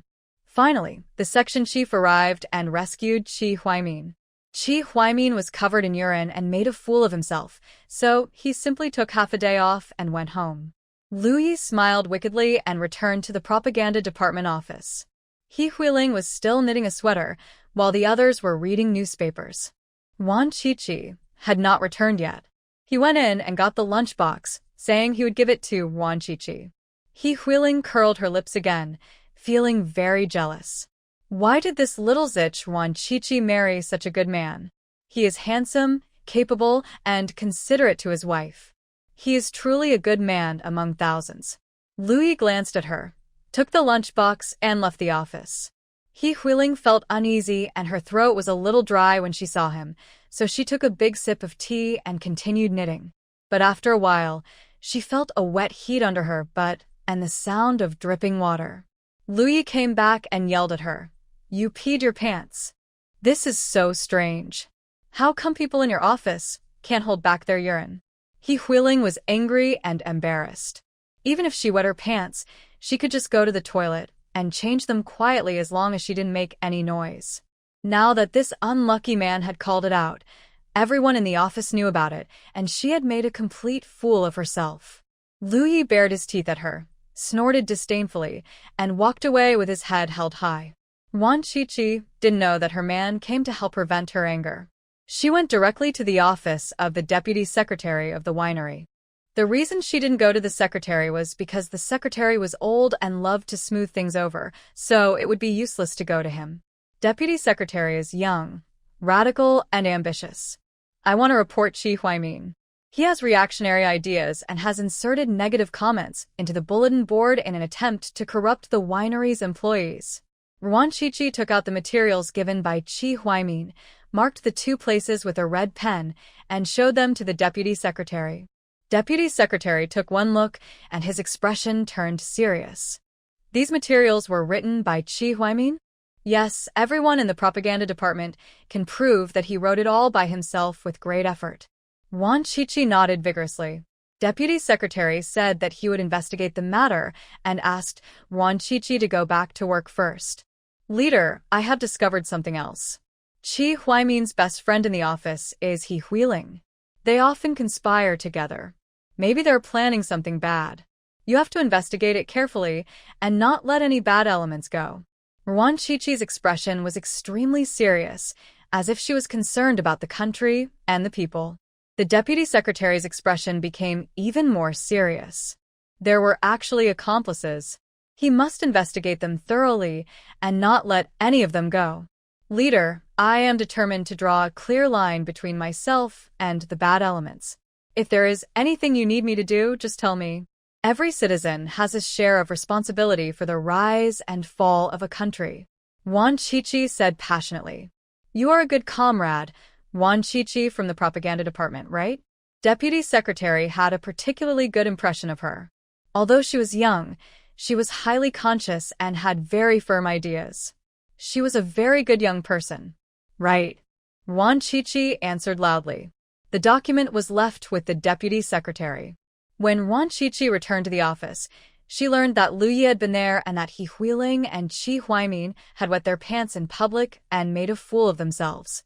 As soon as she heard it, she knew it was Lu Yi who did it. Urine is also water, so with Lu Yi's ability, it's a piece of cake. In the afternoon, but he lived in the staff dormitory and was also in the factory. Deputy Secretary acted quickly. At 3 o'clock in the afternoon, he took people to the family building and took Qi Huaimin away in full view of everyone. In less than an hour, the news of Qi Huaimin's arrest spread throughout the factory. Everyone in the propaganda department was called in for questioning. No one dared to lie, and they all testified that it was indeed Qi Huaimin who wrote the materials, so Qi Huaimin's guilt was confirmed. If nothing unexpected happens, Qi Huaimin will be sent to a farm for reform. He Huiling was called away for questioning and did not return until after work. The atmosphere in the office was very low. Everyone was smart, and they figured it out quickly. Wan Chichi must have seen the problem a long time ago and deliberately asked in front of everyone. At that time, she wanted to report Qi Huaimin. Although Qi Huaimin was wrong to have the intention to harm others first, Wan Chichi was also a vicious girl. She reported others as soon as they disagreed with something. Such a colleague made them feel insecure and worried that they would be harmed one day. Wan Chichi was in a very good mood and went home humming a song. There was a group of children, both boys and girls, playing sandbag throwing downstairs in the family building, and it was very lively. After parking the car downstairs, Wan Chichi went upstairs with her basket of vegetables. When she passed by the group of children, she heard a discordant voice. Bad woman. He was a boy of 5 or 6 years old, glaring at Wan Chichi with hatred. Wan Chichi recognized him as Ji Xianglian's youngest son. If anyone dares to scold her, she will beat him even if he is a child. Wan Chichi walked over, slapped the boy in the face, then turned and left. The boy burst into tears, attracting the chatter of the military wives nearby, including Ji Xianglian. Wan Chichi, you even beat a child, are you still a human being? Ji Xianglian was so angry that she cursed loudly, but her speech was lisp and her articulation was unclear. The other military wives also expressed their disapproval. Which decent adult would hit a child? Wan Chichi was really too arrogant. Wan Chichi had already walked down to the first floor. Upon hearing this, she came down again, walked up to Ji Xianglian, and slapped her hard. If you can't even teach your children well, are you still a human being? Wan Chichi finished scolding. She slapped Ji Xianglian again. Seeing the slap marks on both sides of Ji Xianglian's face, she was satisfied and turned away. It really wasted her time, and her hands were tired, so she had to let Lu Yi be a slapping tool which was called easy slapping. Ji Xianglian was stunned, and it took her a long time to react. Her face was burning with pain, and the gums around her front teeth were also aching. All this made her furious, and she hated Wan Chichi and Lu Yi. The stone that knocked out her front teeth that morning was 100% certain to have been thrown by Lu Yi. Unfortunately, she had no evidence and no one believed her even if she told them, not even her husband. She could only swallow her anger. But now so many people saw it. Wan Chichi slapped her and her son in public. She can't deny it. Wan Chichi, you are taking advantage of your power to bully others. This is a new society where everyone is equal. Why do you bully us? Ji Xianglian then turned to look at her youngest son, crying, and questioned him angrily. Both mother and daughter had slap marks on their faces and tears in their eyes, looking miserable. The military wives nearby were all very sympathetic and felt that Wan Chichi was indeed too domineering. Even though her father-in-law was the commander and her husband was the deputy regiment commander, they did not slap people at every turn. What's more, Commander Lu is in trouble and is undergoing reform on the farm, but Wan Chi doesn't restrain himself at all and is still so arrogant. He is too ignorant. Wan Chi had already gone up the stairs and was almost on the second floor. After hearing Ji Xianglian's ill-intentioned words, she turned around and went downstairs again, with an expression neither happy nor angry, and walked in front of Ji Xianglian and her daughter. Pa pa pa pa pa. Wan Chi moved quickly, and before anyone could react, Ji Xianglian was slapped 6 times, 3 on the left and 3 on the right. The slap marks were red and swollen, and her long face instantly swelled up into a flat face. Everyone opened their mouths in shock, wondering if Wan Chi was really crazy. Wan Chi shook her hands and said calmly, "Your son called me a bad woman, so I slapped him once as a small punishment. As a mother, you can't even teach your son well, so I slapped you twice to teach you a lesson. Now, I slapped you 6 times to explain to you what it means to bully others by taking advantage of your power. Don't use idioms carelessly in the future. Remember?" After saying that, she shook her hands again. Slapping someone feels great, but it is too tiring for the hands. She had to ask Lu Yi to work overtime to make it easy. Everyone gasped and looked at Wan Chi with admiration. She could even come up with such a powerful reason for beating someone. She and Lu Jiangong were indeed a pair. The little son in Ji Xianglian's arms was so scared that he didn't dare to cry. He curled up in her arms and didn't dare to move, for fear of being slapped again. Angry that she fainted, it took her a long time to come back to her senses. She pushed her younger son away and screamed that she wanted to fight Wan Chi to the death. "Wan Chi, what right do you have to bully me? We are all military wives. Why do you think you are superior to me? Even the landlord's wife doesn't bully people like you. I will fight you." "Ji Xianglian, what nonsense are you talking about? Xiao Wan, and you just had a few words. Why did you bring up the landlord's wife? Besides, Xiao Wan is not wrong. Children are ignorant, and you adults are also ignorant. You are a teacher, but you teach children to curse behind their backs. Aren't you ashamed of doing this?" Wang Shuhua stood on Wan Chi's side without hesitation. This was the first time she took a clear stand and took sides in the family building. In the past, when the military wives in the family building had conflicts, she always remained neutral and did not help anyone, for fear of causing trouble for her husband. Now that her husband has been promoted, she doesn't need to be so cautious. What's more, Wan Chi and his wife are her family's benefactors, so she will definitely help them. "Wang Shuhua, you seem quite proud of being a dog, right? It's none of your business to interfere in my affairs." Ji Xianglian was sarcastic and mocking. She was too lazy to pretend to be virtuous and magnanimous, and her words were particularly sharp and harsh. "I'm just speaking the truth. Why are you saying such harsh words? Ji Xianglian, why don't you pretend to be kind and generous now? Look at how sarcastic you are now. This is your true face." Wang Shuhua was not angry at all. She had endured it for so many years in the staff housing complex. It was just a small thing. She was not angry at all. Instead, she was very happy. Ji Xianglian, this two-faced and sinister villain, has finally revealed his true face. Shuhua is right. If a teacher can't even teach his own children well, don't mislead the students. Hearing the noise downstairs, Lu Danny quickly ran downstairs to watch the excitement. When she saw that it was Ji Xianglian who was making trouble, she immediately spoke out in support. "If you don't even finish high school, you are just misleading the students." Stepped on it without hesitation. "You can't even teach first graders clearly.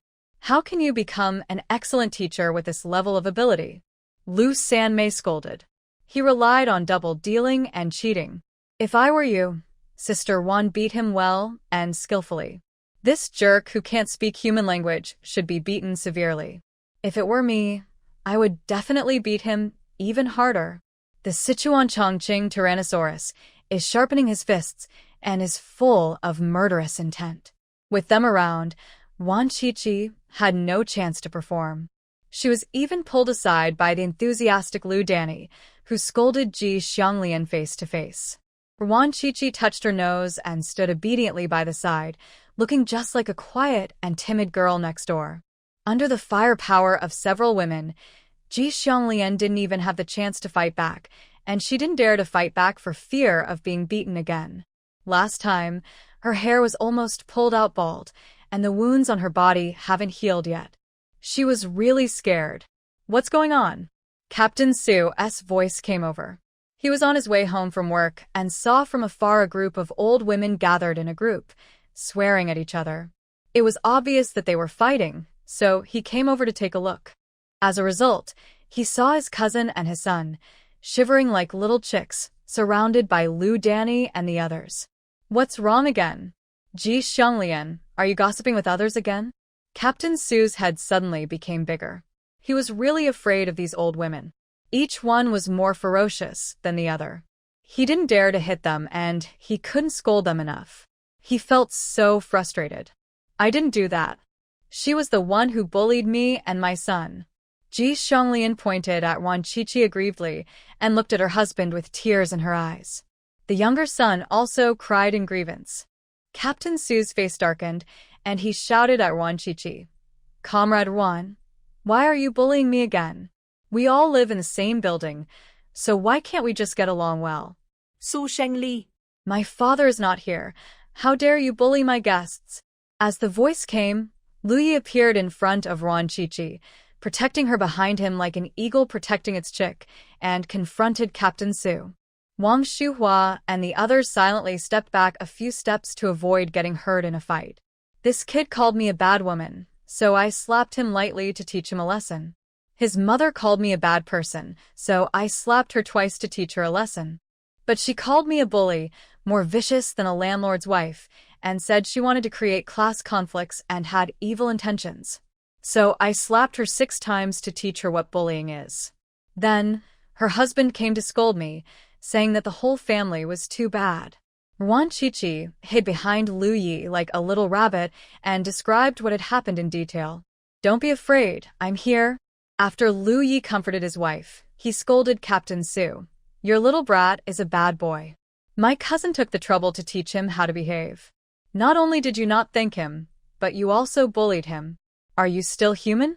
Captain Su frowned, lowered his head and asked his youngest son, "Did you curse?" The younger son lowered his head and dared not say a word. "Are you mute?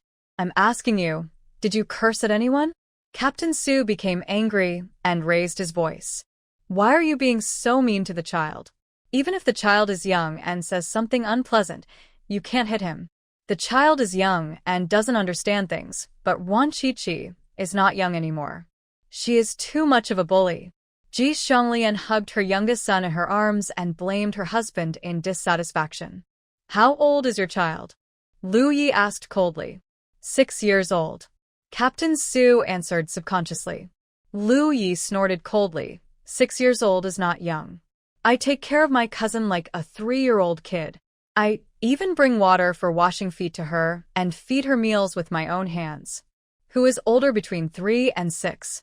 You, the cousin, are old, but you're disrespectful and bully my cousin because she is young. And you, Su Xingli, are stupid and blind. Sooner or later, you, the venomous cousin, will kill me. That's right. Wan Qiqi nodded vigorously. She totally agreed with what was said. The air suddenly became quiet. Everyone rubbed their arms at the same time. It was too corny and unbearable. Only this crazy couple could say such shameless words. They felt so sick just listening to them. Captain Su was so angry that he laughed. When it comes to shamelessness, he really has to admit defeat. He also figured out the whole story. In the final analysis, it was his jerk who provoked others first. Although Wan Qiqi went too far by hitting others, it was indeed wrong for the little jerk to curse others. And Ji Xianglian kept bringing up class contradictions, which was indeed too much. I can't argue with you. It's true that my son was wrong today. You guys have beaten me, so let's end this now. Captain Su didn't want to waste time on such trivial matters. If he was wrong, he would admit it. Although he also felt that it was wrong for Wan Qiqi to beat a child, it was the girl's fault for being crazy. A decent man and a crazy woman could not make sense. He would have to teach his own son a lesson and tell him to stop messing with this crazy couple. Old Sue, I was bullied by them, and you just let it go? Ji Xianglian screamed in anger. She had been slapped 8 times and her face was swollen. How could she just let it go? Did you teach your child to curse? Captain Sue glared at them fiercely. He was usually busy with work and seldom took care of family matters, but that didn't mean he didn't know. Whatever children knew was all taught by adults. Wan Qiqi was right about one thing. Ji Xianglian did have ulterior motives. It was too despicable for her to teach a child to curse. He felt that his wife had become more and more strange recently. She had completely lost her former virtuousness and magnanimity and had become mean and harsh. These 8 slaps might help her wake up. Wan Qiqi looked at him in surprise. She didn't expect that Captain Sue was so sensible. What did I teach my children? Su Xingli, are you still a man? Your wife and children were bullied, and you didn't even say a word. Why did I marry a coward like you? Was so angry that she blurted out everything in her heart. Recently, she's been beaten repeatedly, and 2 of her front teeth were knocked out, but her husband did not stand up for her and instead blamed her. She feels so wronged. Captain Sue's face darkened, and he said in a low voice, "What are you doing outside? Come home and tell me if you have anything to say." I said outside that Wan Qiqi and Lu Yi took advantage of their power to bully others and beat me up like this. They were just like the army attacking the landlords. I was right. Ji Xianglian raised her voice and started to engage in class division again. Captain Sue's face turned as black as charcoal, and he wanted to cover her mouth. If such words got out, Commander Lu would suffer in the cadre school again. Darn woman, why didn't I see that she was a big mouth before? They are just bandits from the military. Lu Yi knocked out my front teeth. Wan Qiqi slapped me. They treat the military region as their own home. They dare to kill and burn people. Ji Xianglian's mouth was covered, and Captain Sue growled in her ear with gritted teeth. Enough, if you keep talking nonsense, I'll divorce you. Wan Qiqi and Lu Yi were both calm and didn't care about the accusations, but they both wanted to kill Ji Xianglian in their hearts. Go find out about this woman and kill her if possible. Both couples thought so. It's quite lively. Are you rehearsing a play? A clear and pleasant male voice came in with a teasing tone, which immediately broke the heavy and awkward atmosphere. Everyone breathed a sigh of relief. They were scared to death just now. Ji Xianglian was too good at talking nonsense. She dared to put any accusation on people. They really didn't realize she was this kind of person. They had to be more careful next time. We are rehearsing a play for the Dragon Boat Festival Gala. The name of the play is Down with the Army. Wang Shuhua reacted quickly and took it with a smile.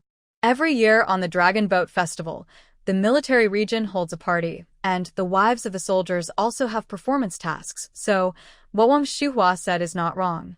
This play is great. I will come to watch it live during the Dragon Boat Festival Gala.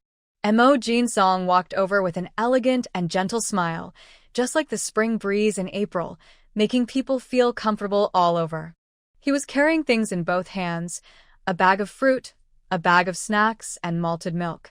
Beside him followed a slim and beautiful woman, also wearing a military uniform, but she was fragile and slender, a bit like Lin Daiyu. Lu Ye's face darkened, and a cold air emanated from his body. Although Wan Qiqi had never seen Mo Jinsong, this guy looked so much like Mo Qiufeng that she could recognize him at a glance. Montak Jinsong? She asked in a low voice. Well, there are his guests too. How is his guest? Wan Qiqi asked curiously. She had a good impression of this woman who looked like Lin Daiyu. Her eyes were as clear as Lu Yuanchao's. It's okay, but not very smart. Mo Jinsong fooled me around. Lu Yi had no problem with Mo Jinsong's wife.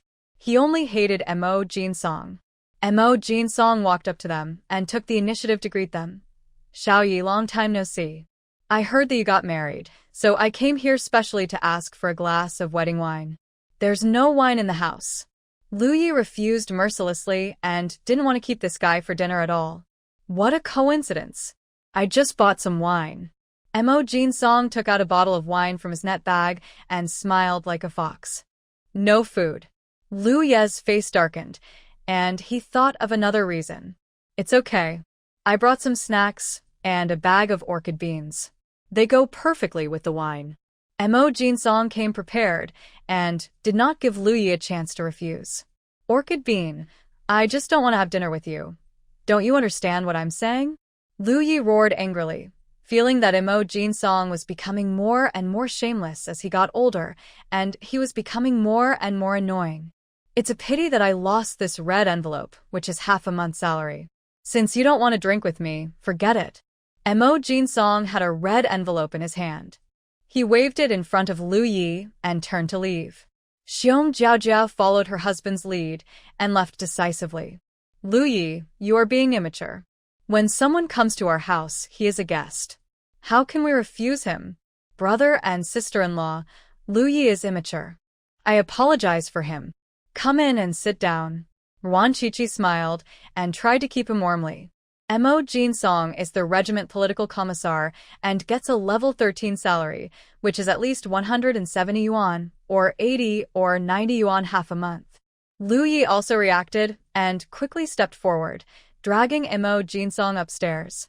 Although this guy was annoying, his money was really attractive, so he endured it. There will be updates after midnight. I'll go on my own. Mo Jin-song brushed off the clothes that were wrinkled by Lu Yi. He didn't like clothes to get wrinkled.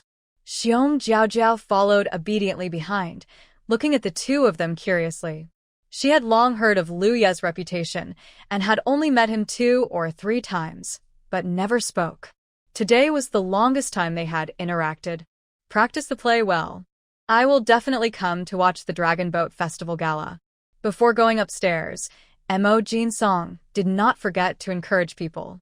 He is handsome and gentle, has an elegant temperament, speaks nicely, and always smiles. The military wives have a very good impression of him. We'll arrange it well. Wang Shuhua agreed with a smile.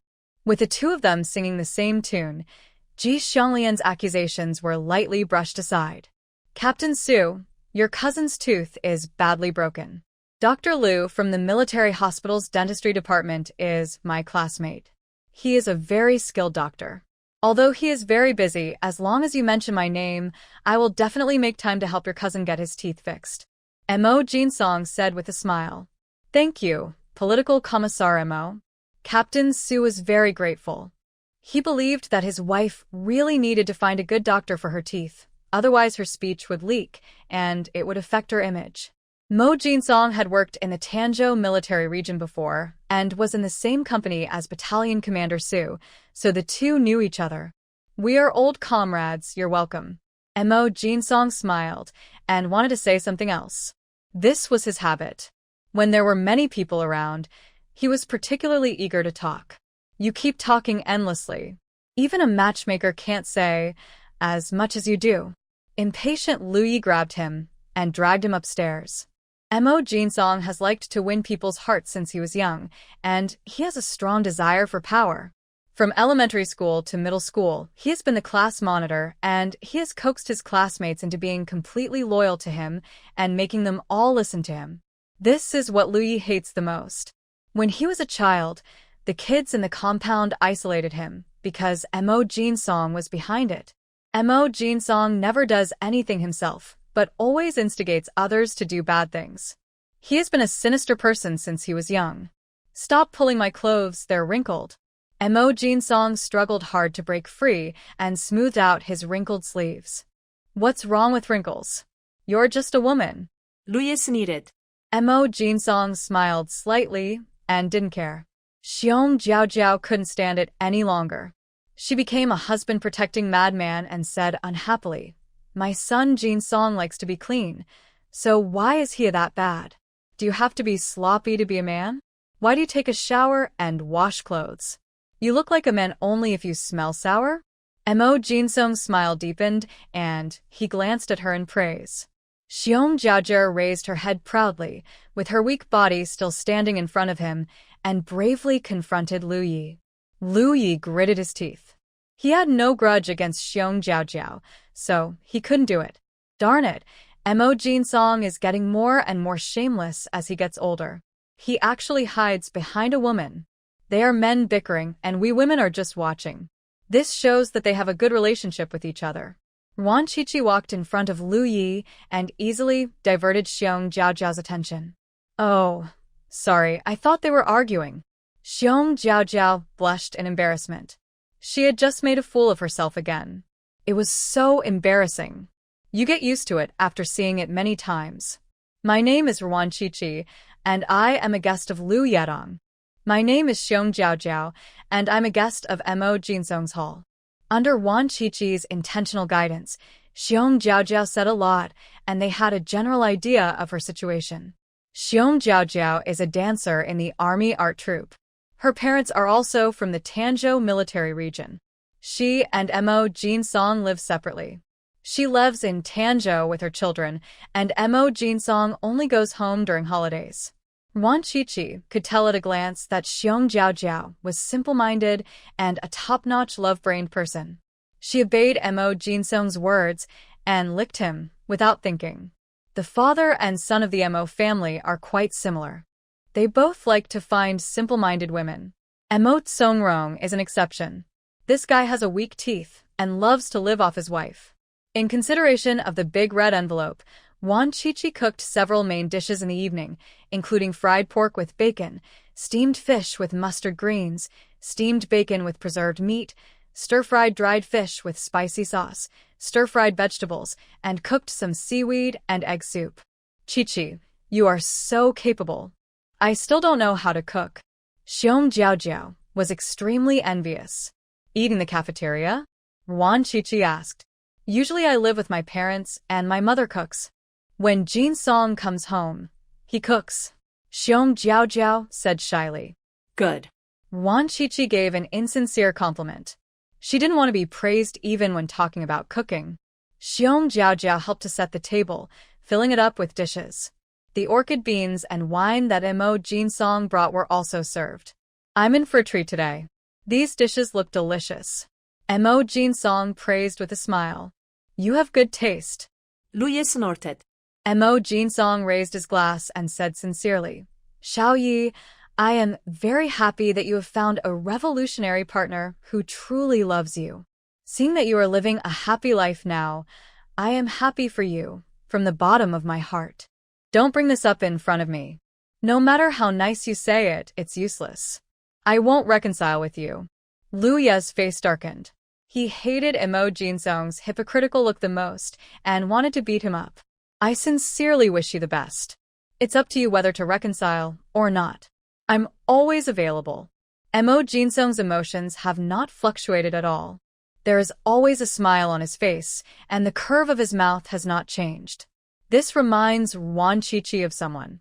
In his previous life, there was a wealthy man abroad who had excellent facial expression management and had no micro-expressions at all, so much so that foreign media suspected that he was a robot. This Mo Jinsong is too cunning, even more cunning than his father. He is not easy to deal with. Lu Yi snorted and ignored him. Mo Jinsong smiled, turned around and clinked glasses with Wan Qiqi. Thank you for your hard work, sister-in-law. Fine. Wan Qiqi clinked glasses with him and took a sip of wine. She nor Lu Yi wanted to talk to Mo Jinsong, but this man was very self-satisfied and would praise a dish after eating it, praising it so much that Wan Qiqi felt that he was being a bit unkind. Xiao Yi, I apologize to you for what happened when we were kids. I didn't practice enough back then, and I caused you a lot of injustice. Mo Jinsong raised his glass again, his tone particularly sincere. Just eat your meal. Don't force me to do anything. Lu Ye's face was gloomy, and he was getting angry. There is such a delicious meal on the table, but there is a fly like Mo Jinsong complaining about it. I really want to beat him up.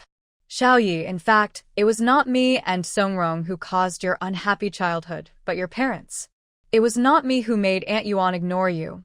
Aunt Yuan was kind to Songrong and me, and we did not refuse. This is why you hate us. But please think about it. How can a child refuse candy that is delivered to his mouth? So, I apologize for my lack of practice. Mo Jinsong restrained his smile and told the cruel truth. He has never regretted his behavior as a child. The children in the compound all respect the strong. Who hasn't bullied others? The reason why Lu Yi was unfortunate was that when he was bullied, no adult stood up for him. This is the root cause of his misfortune. It has nothing to do with him, and nothing to do with calmness. If Lu Yi hadn't become powerful today, he wouldn't even apologize. He didn't want to reconcile with Lu Yi, he just didn't want to make a powerful enemy. Lu Yi's entire body turned cold, on the verge of going berserk. Because he knew that what Mo Jinsong said was right, but he didn't want to hear it, and even wanted to beat him up. Wan Qiqi patted his hand gently, and Lu Yi's anger subsided a lot. He looked at Mo Jinsong coldly. Are you here to eat today, or to cause trouble? If you don't want to eat, get out. Of course I'm here to eat. My sister-in-law's cooking is really delicious. Mo Jinsong smiled and said nothing more. Then everyone ate quietly. Although the atmosphere was a bit heavy, it did not affect their appetite, and they all finished their meals. Even the thin-looking Xiong Jiaojiao ate a lot, 3 full bowls of rice and quite a few dishes. Wan Qiqi looked at her small waist, held it tightly, and wondered where the food had gone. Is it in the butt? I thought Mo Jinsong would leave after eating, but this guy was very stubborn and still sat there with his legs spread out, even asking for tea shamelessly. Wan Qiqi had no choice but to make 2 cups of tea. Xiao Yi, Shi Jinghong's account book is in your hands, right? Mo Jinsong took a sip of tea and finally stated his purpose. He was targeted by Shi Dahong for no reason during this period, so of course he would not just wait to die. He asked his father to investigate. His father used to work in intelligence, so he was good at this. He soon found out that Shi Jinghong had lost a batch of treasures, among which there was a very important thing that involved Shi Dahong. And Shi Jinghong's pen suddenly appeared in Lu Disheng's hand. Lu Disheng said it was given by his daughter-in-law. Mo Jinsong and his father analyzed the situation and concluded that most likely, Shi Jinghong's treasures were taken away by Lu Yi. With Lu Yi's skills, there would be no problem. As for the pen appearing in Lu Disheng's hand, it should be Wan Qiqi's idea, with the purpose of making Lu Disheng and Shi Jinghong fight each other. Lu Yi definitely doesn't have this idea. He has always been straightforward and doesn't play tricks. Shi Jinghong saw the pen and told Shi Dahong about it. Shi Dahong was too clever for his own good and thought that it was the treasure that his father had sent someone to take. So he targeted him. As for that very important thing, Mo Jinsong guessed it should be the account book.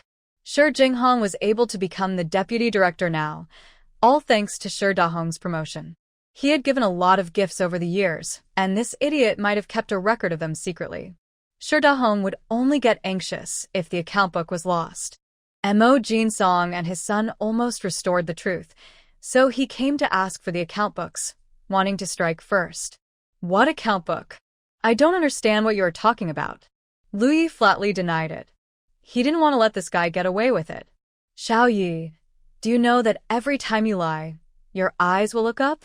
Give me the account book and I will kill Shi Jinghong, how about that? Mo Jinsong said harsh words. He was smiling slightly, and his emotions did not fluctuate at all. I already have the account book, do I need you to do it? Can I do it myself? Lu Yi simply admitted it, since he wouldn't give it to him anyway. Of course you can, but the account book is in my hands, so it can play the greatest role. Not only can I kill Shi Jinghong, but I can also make Shi Dahong at least 3 levels down. If you do it, Shi Jinghong may not die.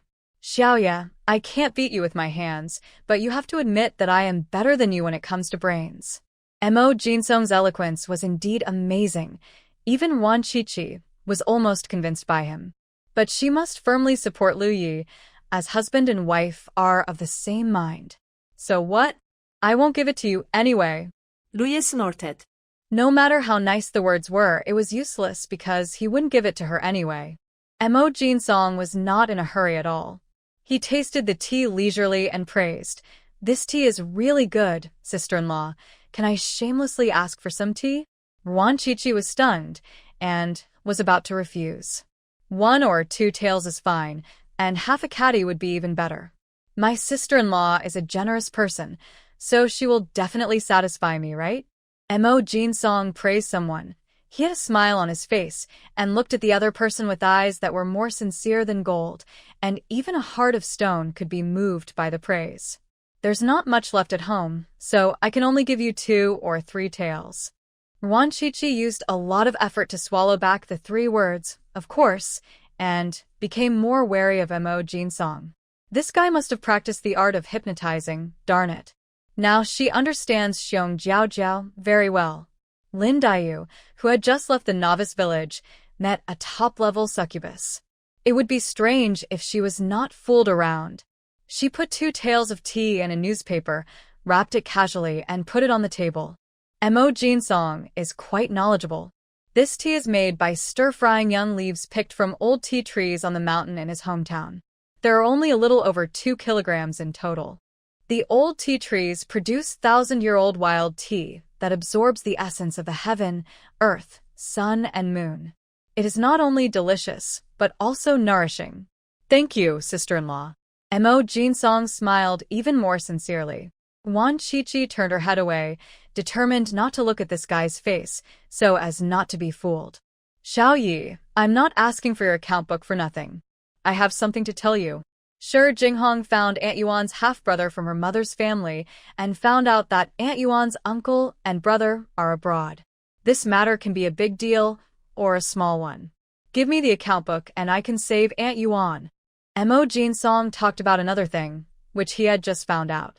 Yuan Huilan's mother's family was a big local landlord and had many businesses in Tanzhou City. Her uncle went abroad to study very early. After the war broke out, her uncle asked his family to go abroad to avoid the chaos. However, Yuan Huilan's parents were reluctant to leave their hometown and the family business they had created, so they sent their son abroad. During the Battle of Tanzhou, the city was bombed many times and Yuan Huilan's parents were not spared. Although Yuan Huilan has not been in contact with her uncle and brother for many years, it does not prevent Shi Jinghong from making a fuss about it, which will still cause big trouble. Whether she is unlucky or not has nothing to do with me. It's up to you to save her or not. Although Lu Yi refused, his tone softened a lot. Mo Jinsong and Wan Qiqi both heard that Lu Yi still cared about Yuan Huilan. Xiao Yi, you always say one thing and mean another, but in fact you care about Aunt Yuan a lot. Mo Jinsong said. Don't show off how smart you are in front of me. Who do you think you are? Zhuge Liang or Confucius? You know nothing about what I'm thinking. Lu Yi got angry all of a sudden. He didn't care about Yuan Huilan at all. Mo Jinsong was talking nonsense. Mo Jinsong smiled slightly, his emotions calmer than Mount Tai. Wan Qiqi doesn't like him. She still admires him very much. His inner core is more stable than her, a crazy woman who has been in a mental hospital for 10 years. It's amazing. I can give you the account book, but you have to do one thing. Wan Qiqi agreed, and originally planned to give it to Lu Disheng, but now it seems that it can be of greater use if given to Mo Jinsong. And Lu Yi also wanted to give it, but he was just being stubborn. Sister-in-law, please speak. Let Yuan Huilan go to the cadre school for reform for at least 2 years, and I'll give you the account book. Wan Qiqi made a request. Let Yuan Huilan go to the farm to suffer and get rid of her annoying sense of superiority. Then tell her that it was her beloved stepson who betrayed her. I think Yuan Huilan will be hurt both physically and mentally. Mo Jinsong's smile faltered, and he said, as long as Shi Jinghong is killed, Aunt Yuan will be fine. For 2 years. He couldn't bear it either, after all. Yuan Huilan was really good to him and his brother. Why should she be sent to a farm for labor reform when she is free from punishment? Lu Ye's face was full of sarcasm, and he couldn't wait to see Yuan Huilan go to work on the farm. Yuan Huilan lived a life of luxury since she was a child. Even when she participated in the revolution, she did not suffer much. As soon as the Battle of Tanzhou broke out, she escaped from her marriage and went to Yenzhou. She has been in charge of propaganda work and has never been to the front line. After staying in Yenzhou for a few years, Yuan Huilan met Lu Disheng through an introduction. After marriage, under Lu Disheng's protection, Yuan Huilan never suffered any hardship. The most painful experience in her life was probably the journey she went to find Lu Dishing alone after giving birth to him. Lu Yi often thought that perhaps it was this difficult experience that made Yuan Huilan dislike him so much. Because if she hadn't been pregnant with him, Yuan Huilan would not have been left behind during the emergency evacuation, and she wouldn't have to hide in her fellow villagers' homes in fear. She wouldn't have to go on the road alone to reunite with Lu Dishing after giving birth to him, even without taking a rest. The sufferings are related to him. That's why Yuan Huilan hates him so much, right? Lu Yi used to blame himself, thinking it was his fault that Yuan Huilan suffered so much. Now he has figured it out and realized that he is the biggest victim. There is nothing to blame himself for. He should hate Lu Dishing and Yuan Huilan equally. Mo Jinsong said in embarrassment. Xiao Yi, Aunt Yuan is not young anymore. She will be exhausted if she works on the farm for 2 years. How about 1 year? Just 2 years. If you can't do it, get out. Lu Yi refused to give in. Although Yuan Huilan is 50 years old, she has maintained a good body. What can she not endure? Besides, no matter how hard life on the farm is, can it be as hard as him having to make a living alone at the age of 3? At the age of 3, he was able to survive in the mountains alone. 50-year-old Yuan Huilan has only worked on the farm for 2 years. She is definitely not exhausted to death. Mo Jinsong stopped trying to persuade him. He knew Lu Yi very well and knew that it would be useless to persuade him. So he decided to try a different approach. Xiao Yi, I really can't bear to let Aunt Yuan work on the farm for 2 years, and I can't explain it to Aunt Yuan. How about this? Let your cousin compete with my cousin. If your cousin wins, Aunt Yuan will stay for 2 years, and if my cousin wins, it will only be 1 year. How do you think?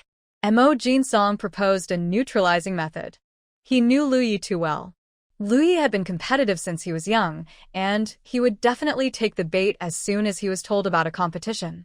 Compared to what? Lu Yi really looks like a black carp, and I can catch it with just 1 hook. Mo Jinsong smiled and said, let's compare dance. Before he could finish, Lu Yi came over and cursed. Get lost? You are a dancer. Don't play tricks in front of me. I won't compete anymore. Xiong Jiaojiao is a professional dancer, and asking her son Qiqi to compete in dancing clearly shows that she has no good intentions. He won't be fooled. Then what do you want to compare? Mo Jinsong is easy to talk to. Lu Yi glanced at the slender Xiong Jiaojiao and came up with an idea. How about an arm wrestling match to decide the winner in 1 round? Mo Jinsong frowned and said in embarrassment, Xiao Yi, you are obviously bullying me. Jiao Jiao is so thin and has no strength. My Qiqi is also thin and weak, so this is fair. Lu Yi was very proud. He thought Qiqi would definitely win this game. Xiong Jiaojiao raised her head, glanced at Mo Jinsong, then lowered her head and played with her fingers. Wan Qiqi felt something was not right, so she pulled Lu Yi aside to talk in private. Is Xiong Jiaojiao very strong? It's not big enough to open a can. Are you sure? 100% sure. I saw it with my own eyes. Lu Yi's tone was very confident. He had indeed seen it with his own eyes. Once when they were having dinner at the Mo family, Xiong Jiaojiao wanted to eat a can of oranges, but couldn't open it. It was Mo Jinsong who opened it for her. If he can't even open the lid of a can, he definitely can't beat his Qiqi. Wan Qiqi felt relieved immediately. Although she was not a strong woman, she could easily unscrew the can lid, and it was more than enough to deal with Xiong Jiaojiao. Compare. Wan Qiqi agreed loudly. Lu Yi put away the things on the table. Xiong Jiaojiao and Wan Qiqi sat face to face, holding hands. 1, 2, 3, go. As soon as Lu Yi finished speaking, Wan Qiqi exerted her strength, intending to decide the outcome within 3 seconds. However, 30 seconds passed and Xiong Jiaojiao's hand was still firmly on the table, not moving at all. Wan Qiqi increased her strength and her face turned redder. Xiong Jiaojiao remained as calm as a mountain, even calmer than Mo Jinsong. Wan Qiqi finally reacted. Darn it, she had been fooled by Mo Jinsong. Xiong Jiaojiao was a Lin Daiyu who could uproot a weeping willow tree. Depend on. The insidious, despicable, and cunning Mo Jinsong The crazy woman who has dominated the mental hospital for 10 years was actually fooled. So embarrassing. Wan Qiqi gritted her teeth, raised her buttocks, and used all her strength. She absolutely did not want to lose. Puff! The fart was so loud that everyone could hear it. Wan Qiqi was so angry that she was embarrassed. Darn it, she even farted, but she still didn't win. I did it. Luyi admitted that he was the one who farted because he was afraid that Qiqi would be embarrassed. Mo Jinsong curled the corner of his mouth and didn't expose him. The fart was so loud that even if he was blind, he could tell who it was. Wan Qiqi didn't appreciate it at all, and even glared at someone. If this guy hadn't given her wrong information, would she have lost face like this? Luyi touched his nose guiltily. He didn't expect that Xiong Jiaojiao, who looked stupid, could actually act. She was obviously a strong man, but she pretended to be unable to even open a can. As expected, birds of a feather flock together. Following Mo Jinsong, I have learned to be hypocritical. Kiki, I'm sorry. Xiong Jiaojiao smiled apologetically, and with a little force, Wan Qiqi's hand was pressed on the table. She lost. Thank you, thank you. Let's do as we agreed, and let Aunt Yuan go to the farm for a year for rehabilitation. Mo Jinsong said immediately. Wan Qiqi sat there expressionless, not saying a word, which was a bit creepy to look at. Qiqi, 1 year is enough for my mother. Luyi whispered to comfort him. Wan Qiqi slapped the man away, looked at Mo Jinsong, then looked at Xiong Jiaojiao, her eyes calm but with a hint of madness, which made Mo Jinsong feel uneasy. Is he wrong? Just 1 year. Send Yuan Huilan to the farm as soon as possible. Wan Qiqi's tone was also very calm, but there was no expression on her face, which made people feel creepy. Okay, I'll get back to you as soon as possible. Mo Jinsong agreed, and after getting the account book, he left with Xiong Jiaojiao. That night, Wan Qiqi was quieter than ever and went to bed early. Luyi originally wanted to comfort her, but he could only wait until tomorrow morning. It was late at night, everyone in the family building was asleep, and the corridor was empty with only the dim streetlights on. A woman with disheveled hair and wearing pajamas suddenly appeared in the corridor on the 3rd floor. It was Wan Qiqi. She walked out of the room in slippers like a wandering soul. Luyi followed behind her quietly, not daring to make a sound for fear of startling her. Wan Qiqi walked to the balcony railing, raised her foot, and stepped over. Luyi was startled and quickly chased after her, trying to stop her. Falling from the 3rd floor is not fun. But he was a step too slow, and Wan Qiqi had already fallen down. Luyi was so scared that his face turned pale, and he jumped down without thinking, trying to grab Wan Qiqi. The 2 men fell down, one in front and one behind. But when Wan Qiqi fell to the 2nd floor, several branches of the camphor tree stretched out and caught her steadily. Luyi was stunned and almost forgot to jump onto the tree. He reacted in mid-air and quickly jumped onto the tree. He watched his son Qiqi being safely dropped to the ground by the camphor tree. He finally figured it out. No wonder there were familiar energy fluctuations on Qiqi's body. It turned out that she could control plants. After landing, Wan Qiqi walked to a ginkgo tree, talked for a while, and then walked towards the Mo family. She did these things. Her face was expressionless and her eyes were straight. Because she was sleepwalking. And her special abilities can still be used. The ginkgo tree told her that Mo Jinsong and his wife had returned to the Mo family. The moon is very bright tonight. Under the bright moonlight, Wan Qiqi, wearing white pajamas, with disheveled hair and an expressionless face, looks more like a wandering ghost than a wandering ghost. Fortunately, there is no one on the road. Otherwise, she would have been scared to death. Wan Qiqi walked to the gate of the Mo family's courtyard and climbed over the wall easily. The gate was locked, but it did not pose a problem for her. As if by magic, she had a thin wire in her hand and opened the lock in no time. Who was following behind was dumbfounded. The sleepwalking Qiqi was so powerful that he could go to heaven and earth.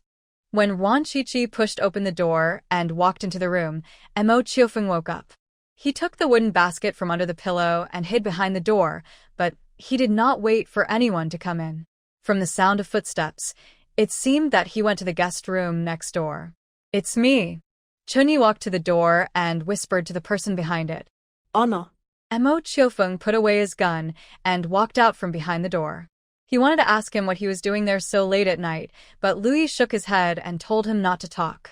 Soon, Mo Chiofeng understood. Because Wan Qiqi came out of the guest room, and looking at her appearance, it was obvious that she was sleepwalking. Wan Qiqi entered the master bedroom and saw Yuan Huilan lying on her side, sleeping soundly. Mo Chiofeng and Lu Yi just watched as Wan Qiqi pulled back the quilt and turned Yuan Huilan's face over. Yuan Huilan was woken up abruptly. She opened her eyes and met a creature with disheveled hair and an unclear face. She could only see two eyes behind the hair, staring blankly. It was very creepy in the middle of the night. "Who are you?" Yuan Huilan was relatively calm and did not faint from fright. No. Wan Qiqi finished speaking. She swiftly struck Yuan Huilan unconscious with a chop of her hand. Montag Kiefengs mutwitzt. If Wan Qiqi wasn't sleepwalking, he would have suspected that this girl was deliberately seeking revenge. Wan Qiqi went upstairs to look for it again. "Why is Qiqi sleepwalking? What is she looking for?" Mo Chiofeng asked in a low voice. "Look for Mo Jinsong. He used tricks to trick Qiqi." Louis explained in a low voice. Mo Jinsong was so despicable that he made his son Qiqi so angry that he sleepwalked. "Didn't you give me that account book voluntarily?" Mo Chiofeng heard it. He knew it was related to the account book. His eldest son said that Lu Yi gave it voluntarily. Lu Yi taunted, "Your son is very despicable. He used trickery to trick me." Mo Chiofeng wanted to ask more, but Wan Qiqi went downstairs, so he quickly shut up. Wan Qiqi didn't find anyone upstairs, so she walked to the ginkgo tree outside the yard and learned the latest news about Mo Jinsong. After staying at Mo's house for a while, the couple returned to their own home. Xiong Jiaojiao was allocated a room in the old family building, but she seldom lived there. She usually lived with her parents. Only when Mo Jinsong came home would she and her husband come back to live here and enjoy their own world. The old family building has 3 floors. Mo Jinsong's home is on the 3rd floor. Everyone in the building has gone to bed, but Mo Jinsong and his wife are still awake. A short separation is better than a new reunion, and Mo Jinsong is in a good mood after getting the account book, so the two of them come back again and again, in high spirits. Wan Qiqi walked downstairs to the old family building, and instead of taking the stairs, she climbed up directly from the sycamore tree beside the building. The Polonia trees were very tall, with lush branches and leaves, some of which even reached the 3rd floor. Wan Qiqi climbed to the top of the tree easily, and then walked on the slanting branches of the Polonia tree as if she were walking on flat ground. The branches were only as thick as a baby's arm. When Wan Qiqi walked on them, Mo Chiofeng and Lu Yi were terrified, worried that the branches would break. Fortunately, Wan Qiqi reached the 3rd floor safely.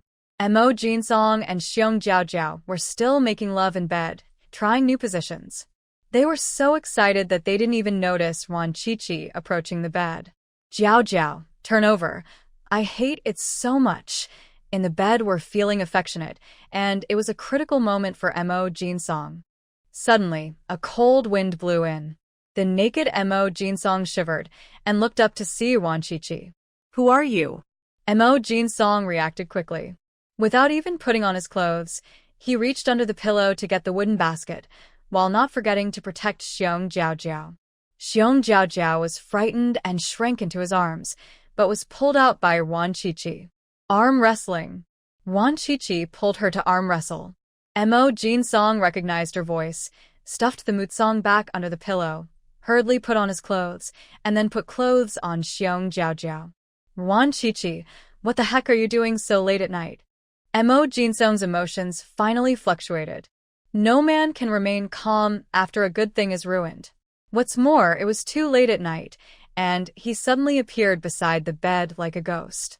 He was very calm without opening the wooden warehouse. Arm wrestling.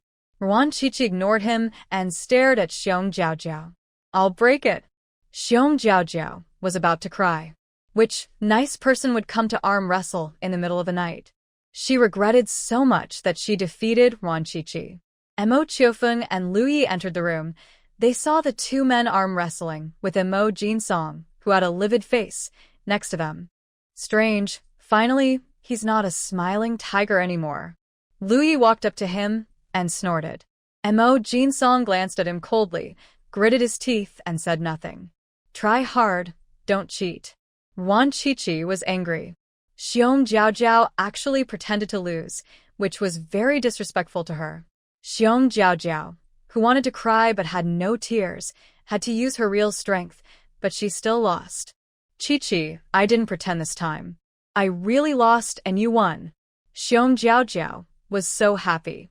Now could she go back to bed and sleep? Well, if you lose, return the account book. Wan Qiqi was very satisfied with the result. She was the domineering 7th master in the mental hospital, so how could she lose? Mo Jinsong's expression changed slightly. Before he could speak, he saw Wan Qiqi find the account book under the mattress accurately as if she had installed a radar, put it in her pocket, and left. The way she went down the stairs was also unique. The sycamore tree had several branches from high to low, and she just jumped one by one, just like going down the stairs, and reached the flat ground very easily. Mo Qiufeng's eyes lit up, and he became more determined to recommend Wan Qiqi to his superiors. With such great skills and special abilities, it would be a waste if he didn't serve the country. Mo Jinsong had a gloomy face and gritted his teeth. He had gone to great lengths to get the account book, but before even one night had passed, Wan Qiqi took it back.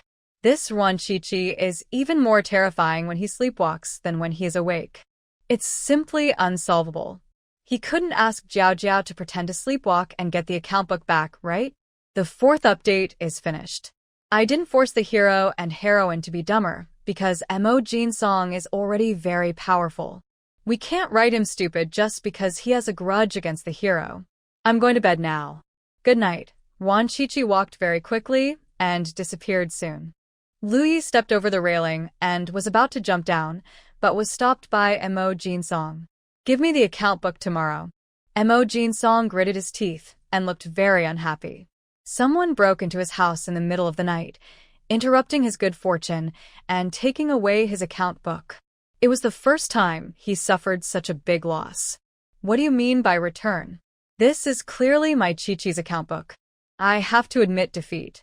You, the guest, lost the arm wrestling game. Lu Yi broke free from him and prepared to jump off the building. You promised me last night at 7:15. Lu Yi, do you want to renege on your promise? Mo Jinsong looked at his watch. It was 20 minutes past midnight. Yesterday's affairs were settled yesterday. Today's affairs begin today. You said it was yesterday, so how can you deny it? If you are not convinced, let your cousin come to my house and take it back. Lu Yi rolled his eyes. He was not a gentleman, so don't try to use morality to blackmail him. After saying that, he pushed the man away, jumped down the building like a big bird, landed lightly on a tree, then jumped to the ground, and disappeared in a few seconds. Mo Jinsong was so angry that he punched the railing, breaking the skin on the back of his hand and bleeding. You probably can't sleep, come sit with me. Mo Qiufeng finished speaking, he went downstairs.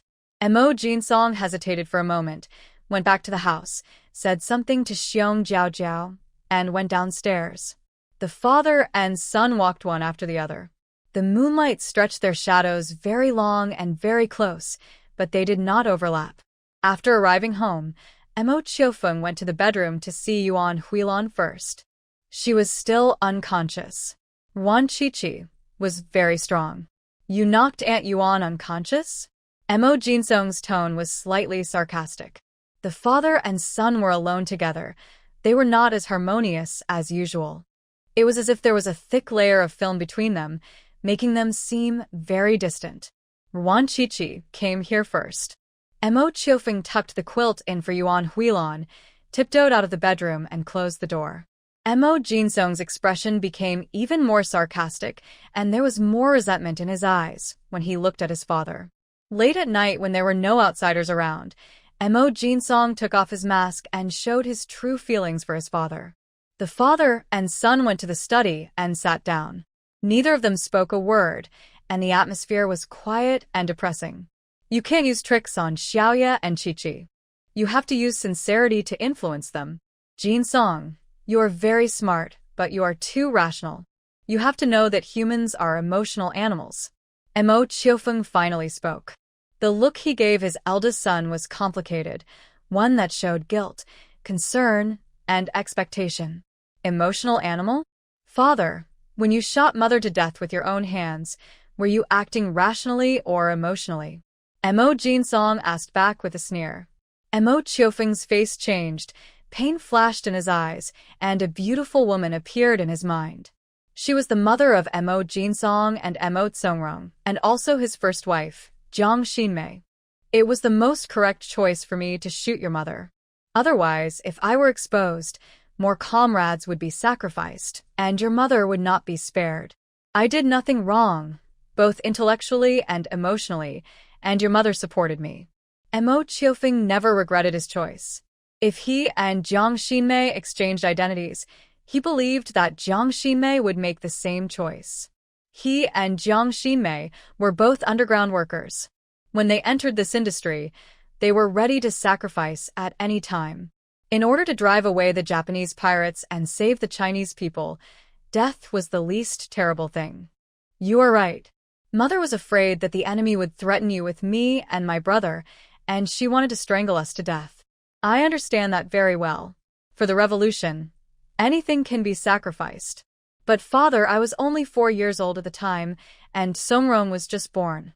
Mother wanted to kill us. Father killed mother, and Songrong knew nothing. I saw it clearly, and I will never forget it. Mo Jinsong closed his eyes, but his heart was not as calm as he appeared. Sometimes he hated his own intelligence and rationality. While others have no memory of when they were 4 years old, he still remembers it clearly. In his parents' minds, he and his brother are also expendable. He should hate them, but he understands them very well because if he were in his parents' position, he would make the same choice. But he is still in pain, and this pain has been with him until now. So he knew at a very young age that he had to become very powerful in order to control his own destiny. He would not give his feelings easily. His wife, daughter, and Mo Tsongrong were his family, and he would protect them. My father is very strong, and I don't need his protection. Mo Qiufeng also felt heavy in his heart. He did owe his 2 sons, but he was a human being, not a god. He could not have the best of both worlds, and could only sacrifice his family. I'm sorry, Dad really owes you. Montag Qiufeng seid. No, father, you are right. You don't need to apologize. You sacrificed me and your calmness for your beliefs. I understand that. So, please understand me, and don't interfere with my work. After saying that, Mo Jinsong stood up and prepared to go home. Do you do things in a way that justifies the means? Montag Qiufeng questioned. Yes, the process is not important as long as the result is good, but please rest assured that I will not betray my motherland and beliefs. Mo Jinsong admitted that he hated being a gentleman and did things as long as the result was right, no matter whether it was black or white. So, you want to give up your Aunt Yuan too? Mo Qiufeng's tone was very disapproving. There could have been other ways to resolve Yuan Huilan's issue, but the eldest son chose the most hurtful method. He is so heartless. Of course not, father. The choices I made are the most suitable and effective ones at the moment. If Aunt Yuan doesn't go to the farm, not only you but also Tsongrong, Heping, and I will be affected, just like when you shot mother to death. Only when mother dies can you and other comrades be safe. Therefore, if Aunt Yuan goes to the cadre school, our whole family will be safe. Mo Jinsong finished speaking slowly and smiled. Your Aunt Yuan treats you very well. It's so disheartening for you to do this. Mo Qiufeng felt helpless and annoyed. He was seriously negligent in educating his sons, which resulted in these 2 children having serious character flaws. In fact, they are no different from Ono. Ono appears crazy on the outside, but is a soft-hearted person on the inside. The strong pine tree appears calm on the outside, but is actually crazy on the inside. Not to mention being calm, all he wants is to take shortcuts. Children are here to collect debts, alas. Father, you and mother also disappointed me back then. Please understand me. Good night. Mo Jinsong smiled sarcastically and turned away. It is true that the hero is in his twilight years. The father who was so calm and ruthless back then has now become indecisive. Letting Yuan Huilan go to the cadre school is the most appropriate choice.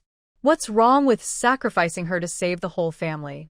As soon as the sun rose, Mo Jinsong showed up at the door and asked for the account book straight away. I gave it to you yesterday. Wan Qiqi had just woken up and was in a bad mood because the more she thought about it, the more upset she became. She had done a lot of stupid things last night. It was not that she was stupid, but that Mo Jinsong's public relations skills were too strong. She is comparable to the master of diplomacy, Su Qin. Her deception skills are so strong that even a crazy woman cannot resist her. Fortunately, she has come to her senses now. You took it again last night. Mo Jinsong said, through gritting his teeth.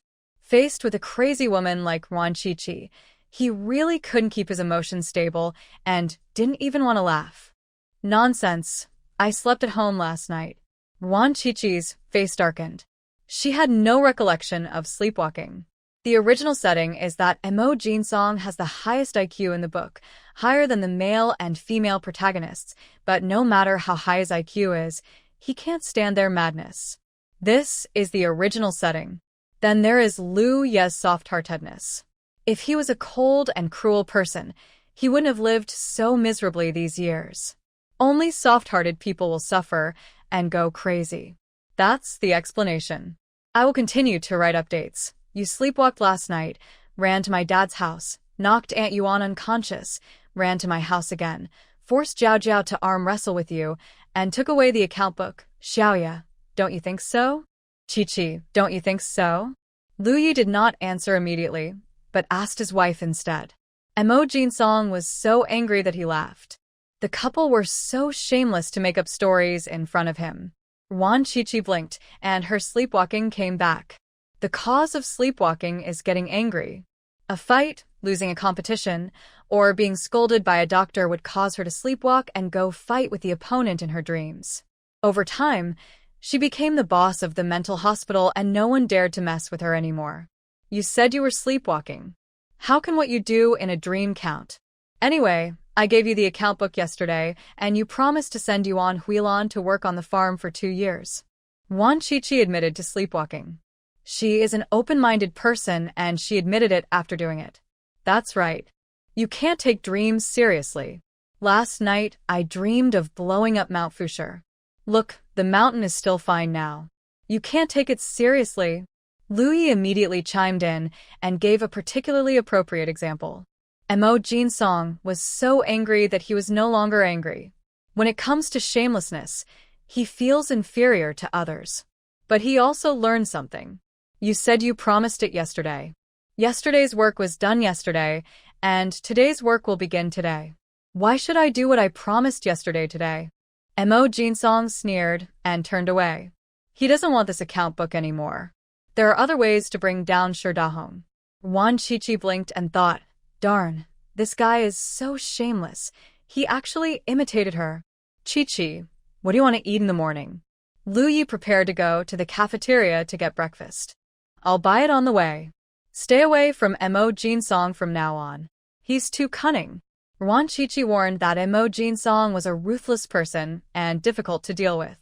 I won't pay any attention to him. Qiqi, do you want me to hand in the account book? Lu Yi asked. After a while, Mo Jinsong will definitely deal with Sherdahong. I'll settle the accounts with him after they fight to the death. Wan Qiqi is a wise man after the event. After waking up from a good sleep, she has figured out many things. Even if he didn't give the account book, Mo Jinsong would still have to deal with Sherdahong and send Yuan Huilan to a cadre school. This guy was a sophisticated egoist and would never let Yuan Huilan implicate him. And Lin Manyun, it's time to go to the farm. Wan Qiqi reminded Lin Manyun that after turning to the city to enjoy a few days of luxury, It was time for him to go back to work. 3 days at most. Her brother joined the Sanqing Society when he was in school and participated in 2 activities, but he was just a small follower, so he escaped. Even Lin Manyun didn't know about this. Luye grinned. He had been investigating Lin Manyun's family these days and finally found out something fatal. Once this matter is reported, Lin Manyun's whole family will be in trouble. After washing up, Wan Qiqi rode her bike to work. Was seen at the gate of the compound, along with a dusty mother and daughter who looked a bit like Ji Xianglian. Mom, Xiaomei, why didn't you call before you came? I asked Lao Su to pick you up. Ji Xianglian spoke in an angry tone, but her words were vague and unclear. Xianglian, what's wrong with your teeth? Ji's mother frowned. Her eldest daughter was in such a bad condition. Her front teeth were gone, leaving a big gap. Her face was sallow and swollen. She looked 10 years older than when she came home for the new year. I fell down, Mom. Xiaomei, come home with me. When Ji Xianglian saw Wan Qiqi riding over on a bicycle, her face suddenly darkened. She took Ji's mother's luggage and walked in front. Wan Qiqi glanced at them and rode away on her bike. Xianglian, that pretty girl doesn't get along with you? Ji's mother had sharp eyes and could tell at a glance that there was a conflict between her eldest daughter and Wan Qiqi. She's very bad and very arrogant. Mom, Xiaomei, please stay away from her when you see her.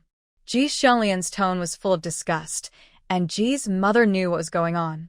Just keep your distance from such people. Xianglian, how about this young man? Ji's mother asked with concern. Yixiang Gmai Bluchet. There are 3 good young men. One is a platoon leader, 26 years old, handsome, but his family is in financial difficulty. He is the eldest of 5 siblings raised by his widowed mother. There is also a squad leader, 22 years old, whose family is well off. His father is a captain, and he is the youngest son. There is also a deputy battalion commander, 32 years old, whose ex-wife died, leaving behind 2 children. He has a high salary and is a good person. Ji Xianglian described the situations of the 3 young men in detail. She liked was the deputy battalion commander. Although he was a little older, he had a high salary and a bright future.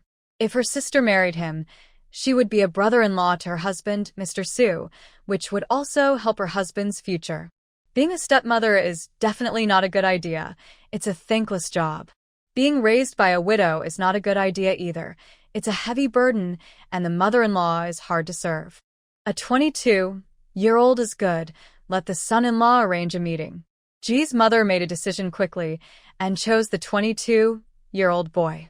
Ji Xianglian frowned and planned to persuade him again after returning home. What good is there in a small class monitor?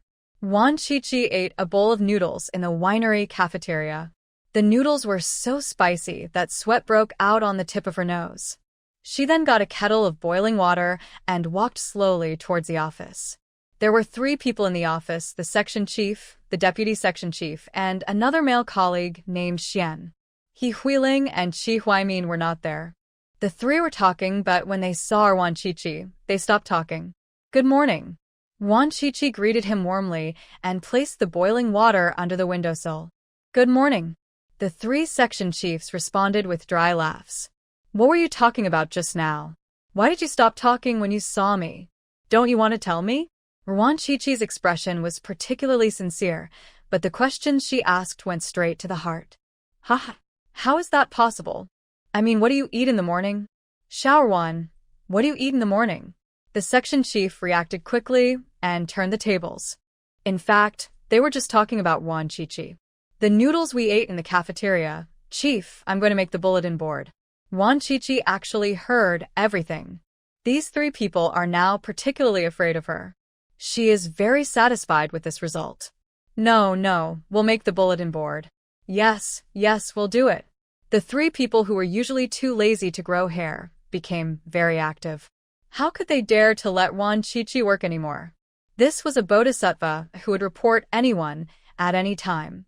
They couldn't afford to offend him. Qi Huaimin went to the farm, and He Huiling hasn't come back yet, and it looks like something bad is happening. As soon as Wan Qiqi reported it, 2 people were sent to prison. He is more cruel than the king of hell. The 3 section chiefs were extremely efficient and finished the bulletin board in one day. They also cleaned the office and even wiped Yuan Qiqi's desk for fear that she would be unhappy and report again. The 3 people who hadn't exercised for a long time were so tired that their whole bodies ached, especially the section chief, who felt both exhausted and aggrieved. Since becoming the section chief, he hasn't even boiled water, but now he has to do so much work. What's the point of being the section chief?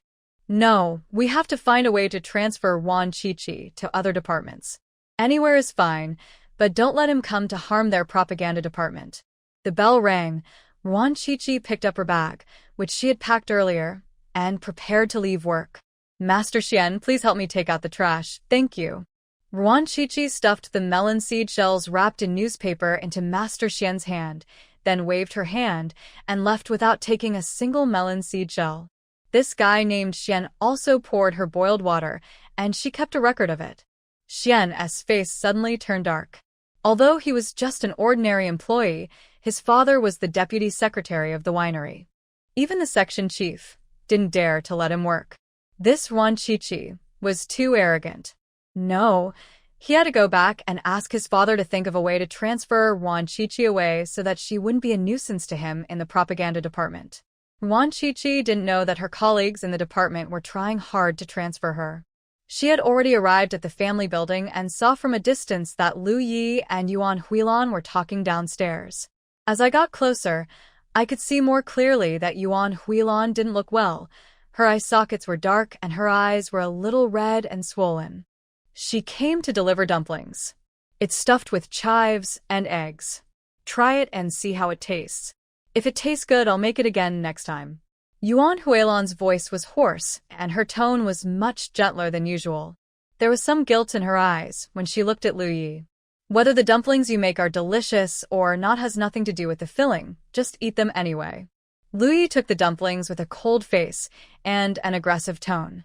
Yuan Huilan gave a bitter smile and said self-deprecatingly, "My cooking skills are really not that good, so you just have to make do with what you have." What else can we do if we can't make do? We can't waste food. Lu Yi's expression and tone were as cold as ice. He looked away, his body was very stiff, and he said stiffly, "There are still 6 meals, don't forget." Xiao Yi, I'm sorry, I can't make the remaining 6 meals for now. I have to go to the farm to work, and I don't know when I can come back. I owe you these 6 meals of dumplings. I will make them for you when I return to the city. Yuan Huilan looked very guilty, and her tone was softer than ever before. Unlike before, when she spoke to Lu Yi, she was either cold or scolding, and rarely had a good expression on her face. What a strange thing. You actually said sorry to me? Is the sun this month crazy? It either sets in the east or rises in the west. The old man said sorry, and you also said sorry. It's really a rare thing. Lu Yi sneered heavily and made sarcastic remarks. Yuan Huilan's, I'm sorry, did not move him, but made him sick. He has grown up and got married. What's the point of saying sorry? Xiao Yi, I really know I was wrong. I was sorry for you in the past. I didn't give you enough care and attention, and you suffered a lot. Fortunately, you grew up well. I am really sorry. Yuan Huilan's voice gradually choked up. She had spent the second half of the night reflecting on the past. The more she thought about it, the more guilty she felt and her heart ached. She simply took a day off, made dumplings for a day, and delivered them over when she got off work. Grow up well? That's easy for you to say. You just threw me away and walked away. The villagers who raised me thought I ate too much, so they sent me away when I was 6 months old. Before I was 3 years old, I was sent from one family to another. They all thought I ate too much and didn't give me food. I couldn't even walk steadily, so I had to go to the mountains to find wild fruits to eat, and I went to the pond to catch fish. I almost drowned. With wild dogs for food. I often encountered wild wolves when I spent the night in the mountains, but they were better than you. Not only did they not eat me, they even surrounded me at night and kept me warm with their fur. That's how I grew up. I didn't die of starvation, freezing, or being bitten by wild animals. It was all because of my own hard work. It has nothing to do with you. When Luyi heard the words, "grow up well," he immediately became furious. He bent down slightly, faced Yuan Huilan, and angrily recounted his childhood experiences. He had never told his parents about these things. When Lu Disheng found him, he was already 10 years old. He was like a fish in water in the mountains. He had wild fruits picked by monkeys, meat brought by wild wolves, and no shortage of fish and shrimp. His life was better than many people in the village. When Lu Disheng asked him how he had been living over the years, he just said that he had been eating at many people's homes and did not mention a word about the hardships he had endured in the past 10 years.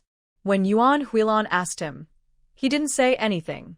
At the age of 10, he thought that he would be able to live a sweet life when he returned to his parents, so he didn't want to mention his past hardships and spoil his parents' fun. But after returning home, he realized that he was too naive. Life at home was not as good as in the mountains. At least in the mountains he would not go hungry, and there were monkeys and wild wolves in the mountains to play with him, and they would not harm him in a two-faced way. He only told Chi-Chi about these sufferings, and only Chi-Chi felt pity and love for him. "Xiaoyi, why didn't you tell me before? I really didn't know. I didn't just entrust you to someone casually. I chose a loyal and honest family, and left you $10. I'm sorry. Yuan Huilan shed tears. She really had no idea that her son's life was so hard.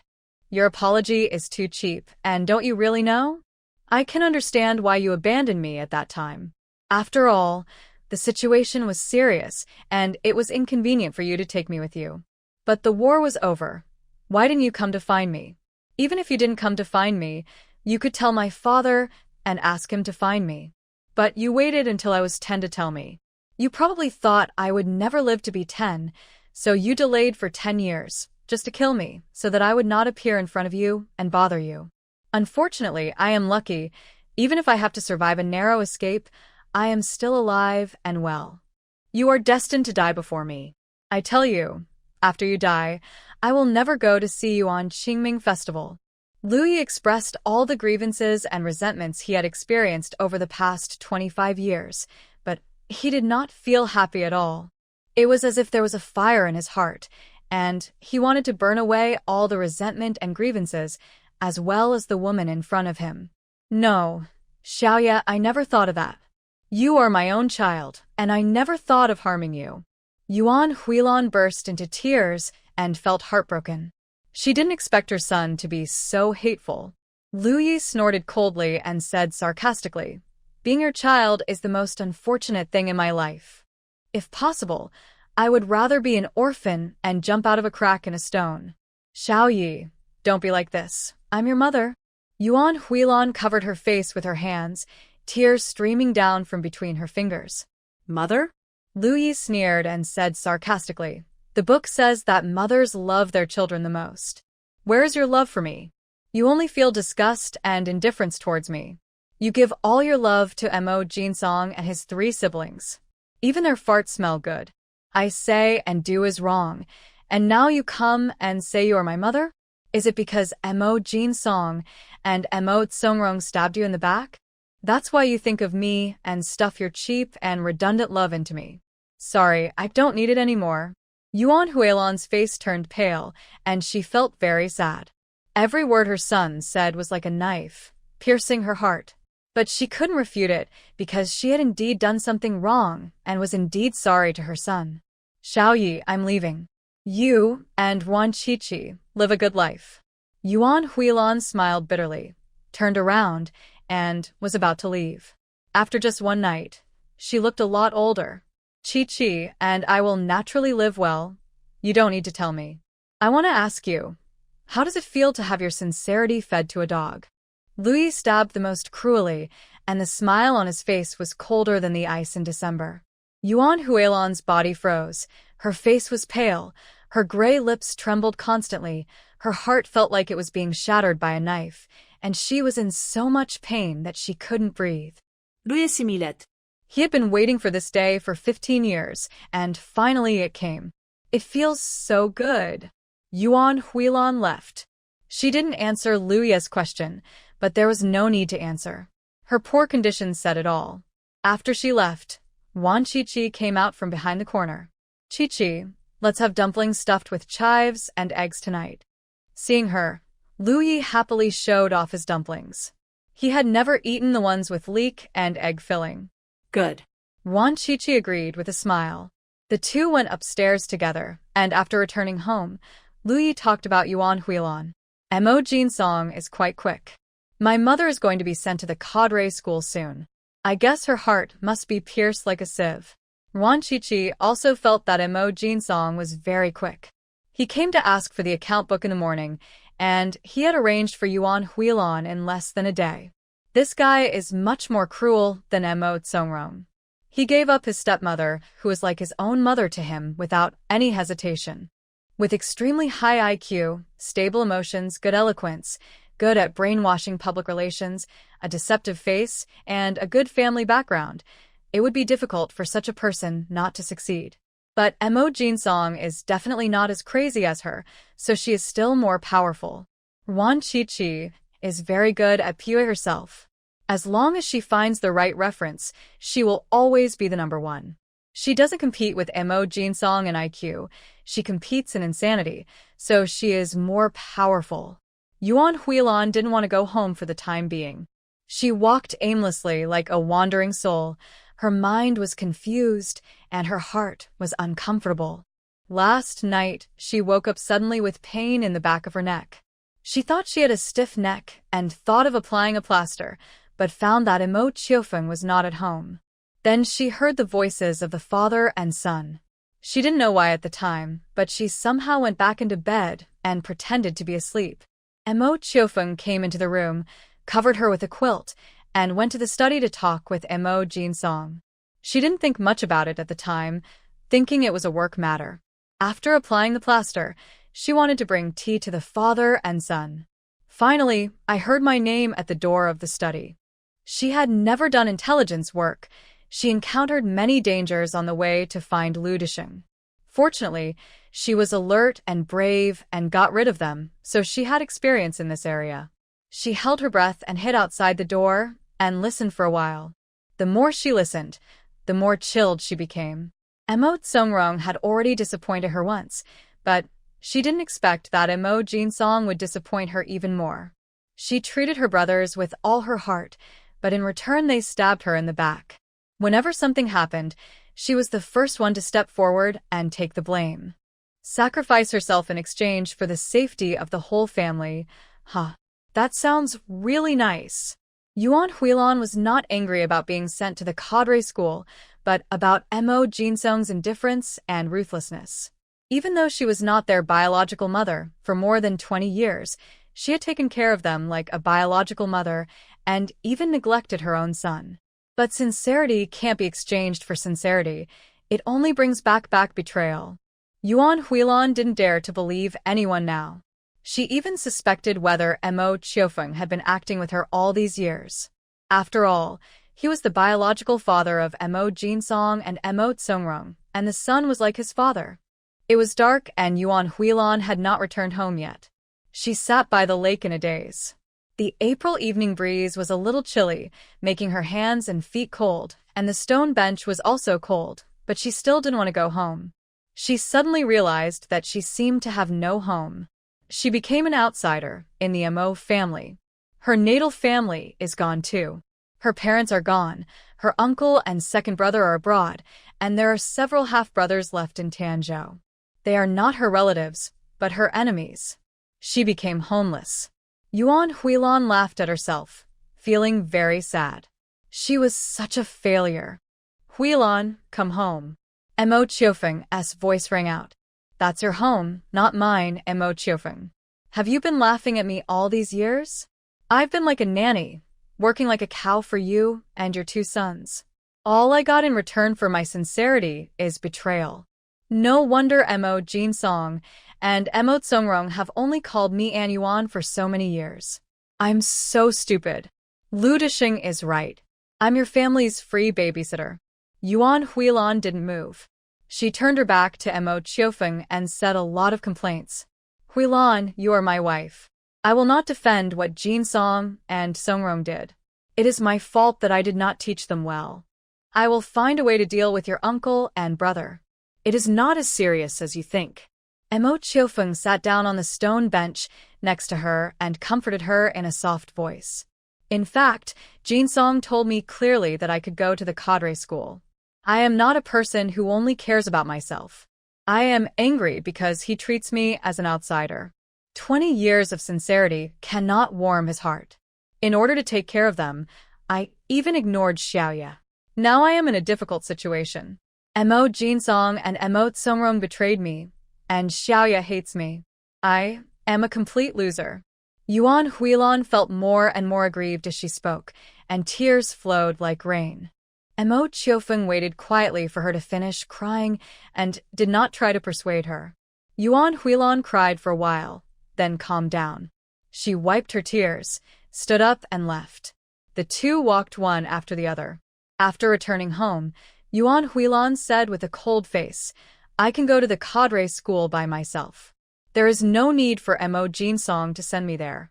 You tell the brothers that from now on, I am no longer their Aunt Yuan. Just treat me as a stranger. After saying that, she went into the bedroom and covered her head to sleep.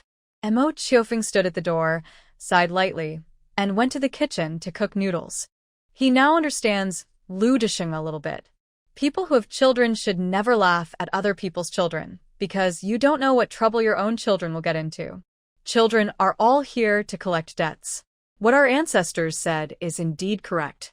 He was able to lurk in the enemy's lair for more than 10 years and escape unscathed, but he was unable to teach his two sons or handle household chores.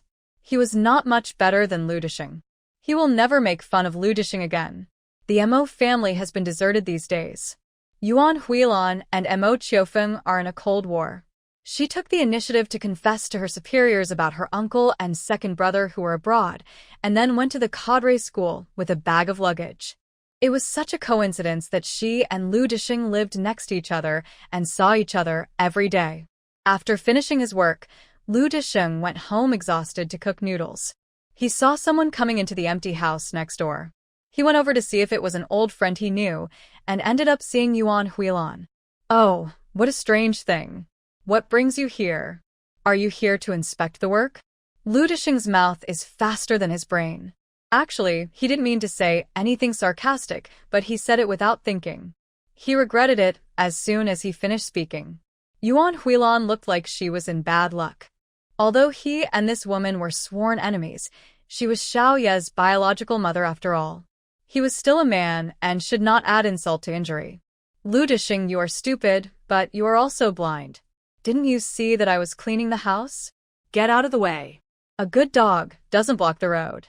Yuan Huilan pushed him away and went to fetch water with a basin. The farm has no running water, but a pressurized well. Yuan Huilan used it when she lived in the countryside, but not very often and had long forgotten how to use it. She didn't pour water into the pipe, but just pressed it directly. After pressing for a long time, no water came out. Water well, you are a petty bourgeois and you still don't accept it. Yuan Huilan, you have lived in the base for several years. You don't even know how to use a water pressure well. You deserve to be reformed. While making sarcastic remarks, Lu Disheng went back to his room, got half a basin of water, poured it into the water pipe, pressed it a few times, and well water came out. Yuan Huilan glared at him, fetched some water, and went back to clean up the house. Lu Disheng touched his nose and said to himself, strange, he didn't even curse back? Has he changed his personality? Yuan Huilan, what mistake did you make? Lu Disheng spoke with concern. He thought Yuan Huilan was too traumatized to scold him. It's none of your business. It won't implicate Xiao Yi anyway. Yuan Huilan rolled her eyes, thinking he was an eyesore at the door, and slammed the door shut, thinking out of sight, out of mind. Lu Disheng was disappointed and returned home in a huff. He cooked a big bowl of noodles, fried 2 eggs, ate, and went to bed. On the third day after Yuan Huilan went to the cadre school, Lin Mannion also came. The farm leaders made arrangements for her to stay in the same room with Yuan Huilan. After Lu Yi found out, he immediately told Wan Qiqi, your stepmother and your biological mother share a room, and your father lives next door? Wan Qiqi's eyes sparkled. This was really a bolt from the blue. Something big was going to happen. 2 updates are complete and will be updated after midnight. It's been a long time since we last visited your father. We must go and show our filial piety. Ruan Chichi said. That's right. Lu Yi agreed, very much. Ruan Chichi brought a jar of kimi fish. The kimi fish made by Wang Shuhua was particularly delicious. After finishing the ones she sent last time, she took a few big grass carps and asked Wang Shuhua to help cook them. She only ordered half of the finished product.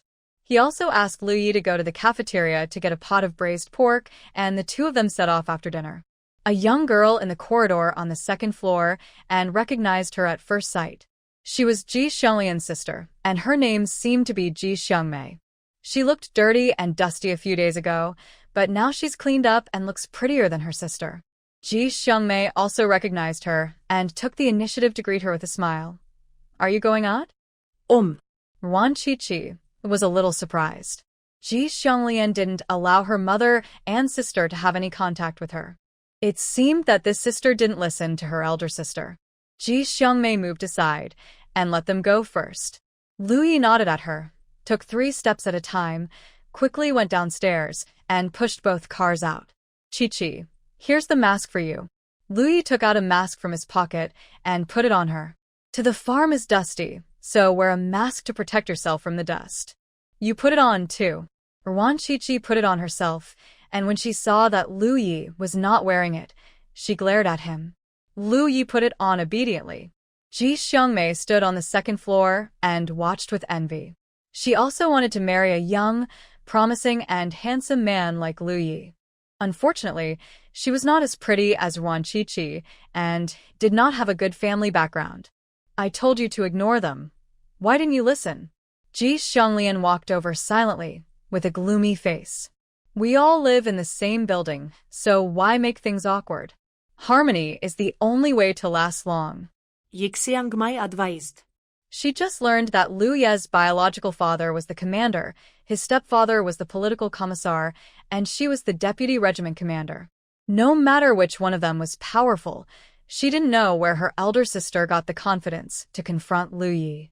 She must have been the battalion commander's wife for too long and had forgotten her own weight.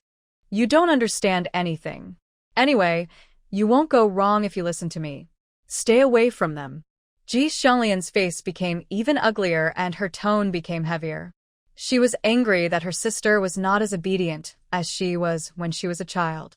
Big sister, I'm grown up now and have my own opinions. I will listen to you if you are right, but I won't listen to you if you are wrong. I won't be a stepmother to anyone. Please stop talking. Ji Xiangmei's voice was not loud, but her tone was firm. The eldest sister privately advised her to marry the 32-year-old deputy battalion commander, saying a lot of nice things, saying that the deputy battalion commander had a high salary, a bright future, and could be arranged to work with the army. In the future, she would be able to eat commercial grain, and she would definitely be the best girl to marry in the village. But she is no longer the silly girl who knew nothing when she was a child. The deputy battalion commander is 11 years older than her and has 2 children. The older one is 12 and the younger one is 8, both of whom are old enough to understand things. She gets married, she will be a maid, which is a thankless job, and she will be very depressed. The purpose of marriage is to live a good life. Why should she make things difficult for herself? Her mother was right. Although the 22-year-old squad leader had the lowest rank, he came from a well-off family and was the youngest son. He was not too old and had a lot of room for promotion. She would definitely be happy and live a good life if she married him. Lucky, she might even be promoted to deputy battalion commander, and then she can still follow the army. Isn't that better than marrying an old man? Xiangmei, I am your biological sister. I will not harm you. You are still young and don't understand. It is better to marry a squad leader than a deputy battalion commander. Mom is old and has no experience. She doesn't understand. Ji Xianglian suppressed her anger and tried to persuade him patiently. If it wasn't for the purpose of finding a helper for her husband, she wouldn't have bothered to do this. She is so ungrateful. Others want to marry the deputy battalion commander, but can't. Ji Xiangmei suddenly showed a mocking smile. She looked around and saw no one, so she asked, "Sister, do you still remember Sister Xiaomei?" Ji Xianglian's face changed drastically. She looked around warily and warned, "Why did you mention her?"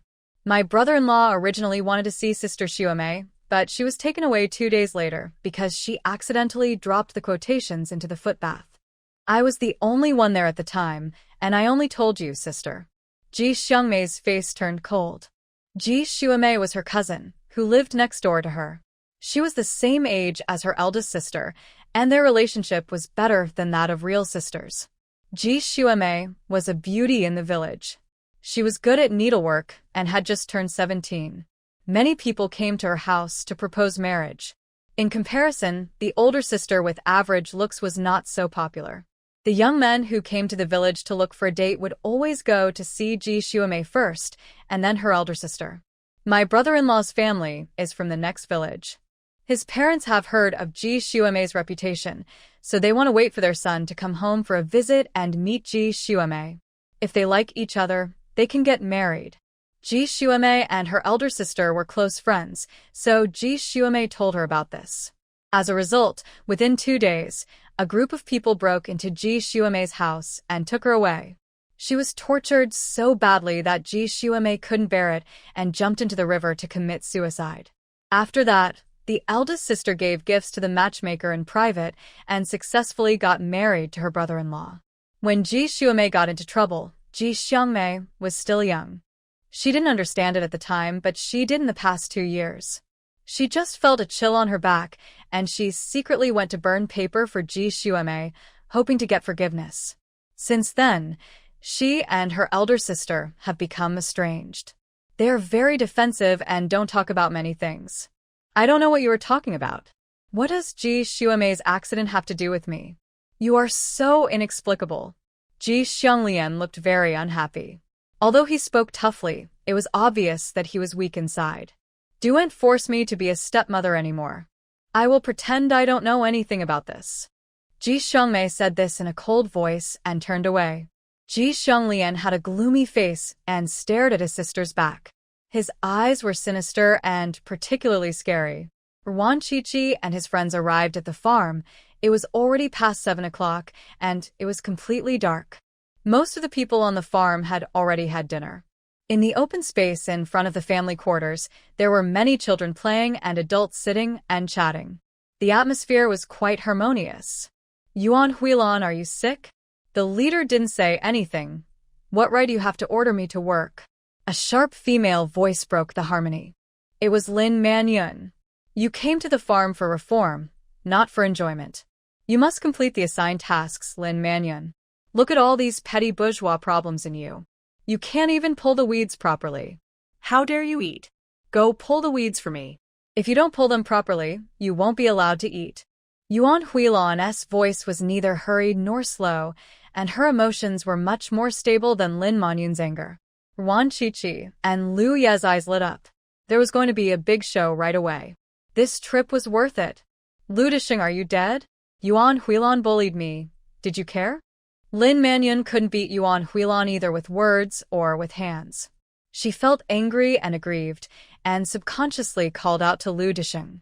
Whenever she was bullied in the past, she would ask Lu Disheng to stand up for her. It has become a habit. Lu Disheng was holding a large bowl of noodles, eating with big mouthfuls, and watching the 2 women fighting while eating. When he heard his own name, he didn't even raise his head and said unhappily, "I'm divorced from both of you. It's none of my business." Lin Manyun felt ashamed and angry, but more of it was regret. If she had known that Shi Jinghong was playing tricks on her, she would not have signed that darn document. "Old Lu, I was forced to do this. Shi Jinghong threatened me, and I signed because I was scared. I didn't want a divorce. Old Lu, I was wrong. Can you forgive me?" Lin Manyun was flexible, and her legs were softer than grass. She just knelt down, wiping her tears and begging for mercy. The concubine's behavior made everyone else dumbfounded. Those who came to the cadre school were all people of status and position. Ordinary people could not come here.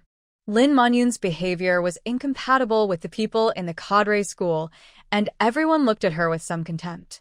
Lu Disheng held the basin and moved aside, too lazy to pay attention to the woman. I never go back to my old love. Lin Manyun, reform yourself and stop disgusting me. Lu Disheng cursed angrily, and then cursed the farm leader. Darn it, this must have been arranged on purpose to disgust him. Lin Manyun, don't embarrass yourself here like a concubine. Go, and pull the weeds honestly. If you don't pull them well, you won't have any food tonight. Yuan Huilan strode over and dragged Lin Manyun to go to work. In the afternoon, she and Lin Manyun were assigned to work together. After pulling out the weeds in a field, she carefully finished her half, while the lazy Lin Manyun didn't even finish 1/3 of it. After receiving Mo Chiofeng's instructions, the farm leader was quite considerate of Yuan Huilan and didn't say anything, but Yuan Huilan was not happy and insisted on dragging Lin Manyun to pull weeds. Let me go, Yuan Huilan. You're crazy. The leader didn't say anything. Why are you jumping up and down to interfere? You are so capable, but you also came to the cadre school to work? You're not much nobler than me. We are equal now. What qualifications do you have to control me? Lin Manyun tried her best to break free, but she was not as tall or strong as Yuan Huilan, so she couldn't break free at all. The organization will investigate my affairs thoroughly. Lin Manyun, you have to weed out the weeds for me. Don't even think about coming back if you haven't done so. Yuan Huilan had a cold face and dragged her to work in the fields. Lin Manyun's cursing became increasingly distant, and the two of them soon disappeared into the night. Comrade Lu, you don't care? Someone asked jokingly. What right do I have to care? It has nothing to do with me anymore. Lu Disheng glared at her unhappily and lowered his head to eat noodles, which tasted less and less tasty. He had already finished the pot of meat his daughter-in-law had sent him last time, and his mouth was almost dry. The others all laughed and stopped joking. Dad. Ruan Chichi and Lu Yi appeared at the right time. They had been hiding in the dark and watched a good show. Yuan Huilan and Lu Disheng both performed well. Lu Disheng's eyes lit up. He looked directly at the bag in Lu Ye's hand and swallowed hard. It must be meat. Lu Disheng led them back to the house. Lu Yi put a pot of meat on the lame table, glanced at his father, and said nothing. Finally, there's meat. I'm so greedy. Lu Disheng opened the lid and saw the shiny slices of fat. His mouth started watering again. He was craving for a bite of it. With meat to go with the rice, the big bowl of noodles was finished quickly, and half of the bowl of meat was gone. Although Lu Disheng has aged a lot, he is still in good spirits and has a good appetite. He can still eat so much meat in his 60s, and his appetite is better than that of young people. Dad, this is cumi fish. It can be eaten after steaming for half an hour. Wan Chichi placed a jar of cumi fish in the corner and told him how to eat it. This is delicious. I ate it a few times when I went to Xiangxi to fight bandits. It goes well with rice. Lu Disheng loves eating fish, and he loves it even more. He started drooling just by listening to it. You have meat and fish, but don't let your body become lustful and rekindle your old love with Lin Manyun. Louis said something in a sarcastic tone. Nonsense, am I the kind of person who has a weak will? Lu Disheng's face turned red with anger. Divorce is divorce, and there is no way he would go back to his wife. What's more, he hated Lin Manyun so much that if it wasn't against the rules, he would have wanted to kill this vicious woman. You have such a strong will, stronger than tofu, but in less than a month you have been bewitched by Lin Manyun. Humph! How dare you say such things? Louis was not polite at all, and exposed his lie. Lu Disheng blushed, but still defended himself. Things were different then. I know her true colors now, and I won't be fooled. All right, you guys go back. I'm fine here. Don't be so conceited. I'm here to see when you're going to die. Lu Yi confronted him, without thinking. Lu Disheng was choked, and his expression became helpless. He sighed, lowered his head, and said nothing. His hair was white. Lu Yi stood there and saw his gray hair. He swallowed back the rest of the treasonous words. It's a long process. We'll talk about it later. Gone. Louis said in a gruff voice and walked out. Wan Chichi smiled and went out as well. Don't you want to go see your mother? Lu Disheng asked. Look at shoot. Lu Yi retorted and walked faster. Lu Disheng curled his lips. feeling somewhat proud. In his rebellious son's heart, his status was still higher than Yuan Huilan's. Wan Qiqi and Lu Yi did not go back, but went to the fields to watch the show. Yuan Huilan, I'll get up tomorrow morning to pull them out. It's too dark to see clearly, and my hands are all rubbed raw. Lin Manyun begged desperately. The moon was not bright tonight, and some of the grass was very sharp. Her hands were cut several times, and it hurt so much. You have another task tomorrow. Hurry up and pull the weeds. If you spend your time pulling weeds, you would have finished it long ago. Yuan Huilan was ruthless and impartial. She held a bamboo stick in her hand and stood by to supervise the work. If Lin Manyun was lazy in the slightest, she would hit her with the stick, and it hurt a lot. Ah! I'm pulling it out. Stop pulling it out. Lin Manyun was in so much pain that tears were streaming down her face. She hated Yuan Huilan so much, but she didn't dare show it. Now she is helpless. Yuan Huilan has a husband who is a political commissar, and she cannot afford to offend him. Lin Manyun cried while pulling weeds, feeling hatred and regret in her heart. If she could go back on time, she would definitely work with Lu Dishing on the farm and never have other thoughts about him again. Now she could only hope to win some honor from the Liberation Army and the Korean Aid Army. If she could make meritorious contributions on the border, she might even be able to get some credit and leave this darn place. Why are you crying? You abused Xiaoye so cruelly before. Why are you crying now? Get to work. Yuan Huilan pulled hard again. Lin Manyun jumped up in pain. She simply stopped pulling out the weeds and rushed over to start fighting with Yuan Huilan. With the help of anger, she and Yuan Huilan temporarily reached a tie. What qualifications do you have to scold me? I am a stepmother, so what's wrong with me being mean to my stepson? You are his biological mother, so why don't you care? Humph, Yuan Huilan, you're the least qualified to criticize me. You, the biological mother, don't care about anything and give all your love to your stepson. How dare you blame me? Bah! I didn't abuse my own son. I was wrong, but I still want to teach you a lesson. If you have any opinions, keep them to yourself. Yuan Huilan quickly gained the upper hand, rode on Lin Manyun, beat her into submission, and forced her to continue pulling weeds. Lin Manyun was pulling out weeds while cursing in a very ugly voice. Yuan Huilan couldn't stand it anymore and hit her with a bamboo stick. Wan Qiqi and Lu Yamao were in the bushes, watching with great joy, feeling completely happy. Home. Wan Qiqi pulled Lu Yi, and the guy was so happy that he became silly. Wait. Lu Yi bent down, plucked a few thorns from the ground, and handed them to Wan Qiqi.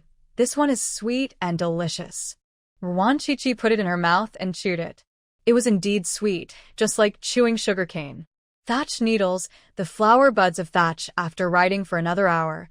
They returned to the family building. Wan Qiqi did not rush upstairs.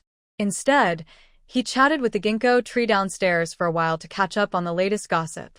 Unexpectedly, I got such a big harvest. I found a way to deal with Ji Xianglian.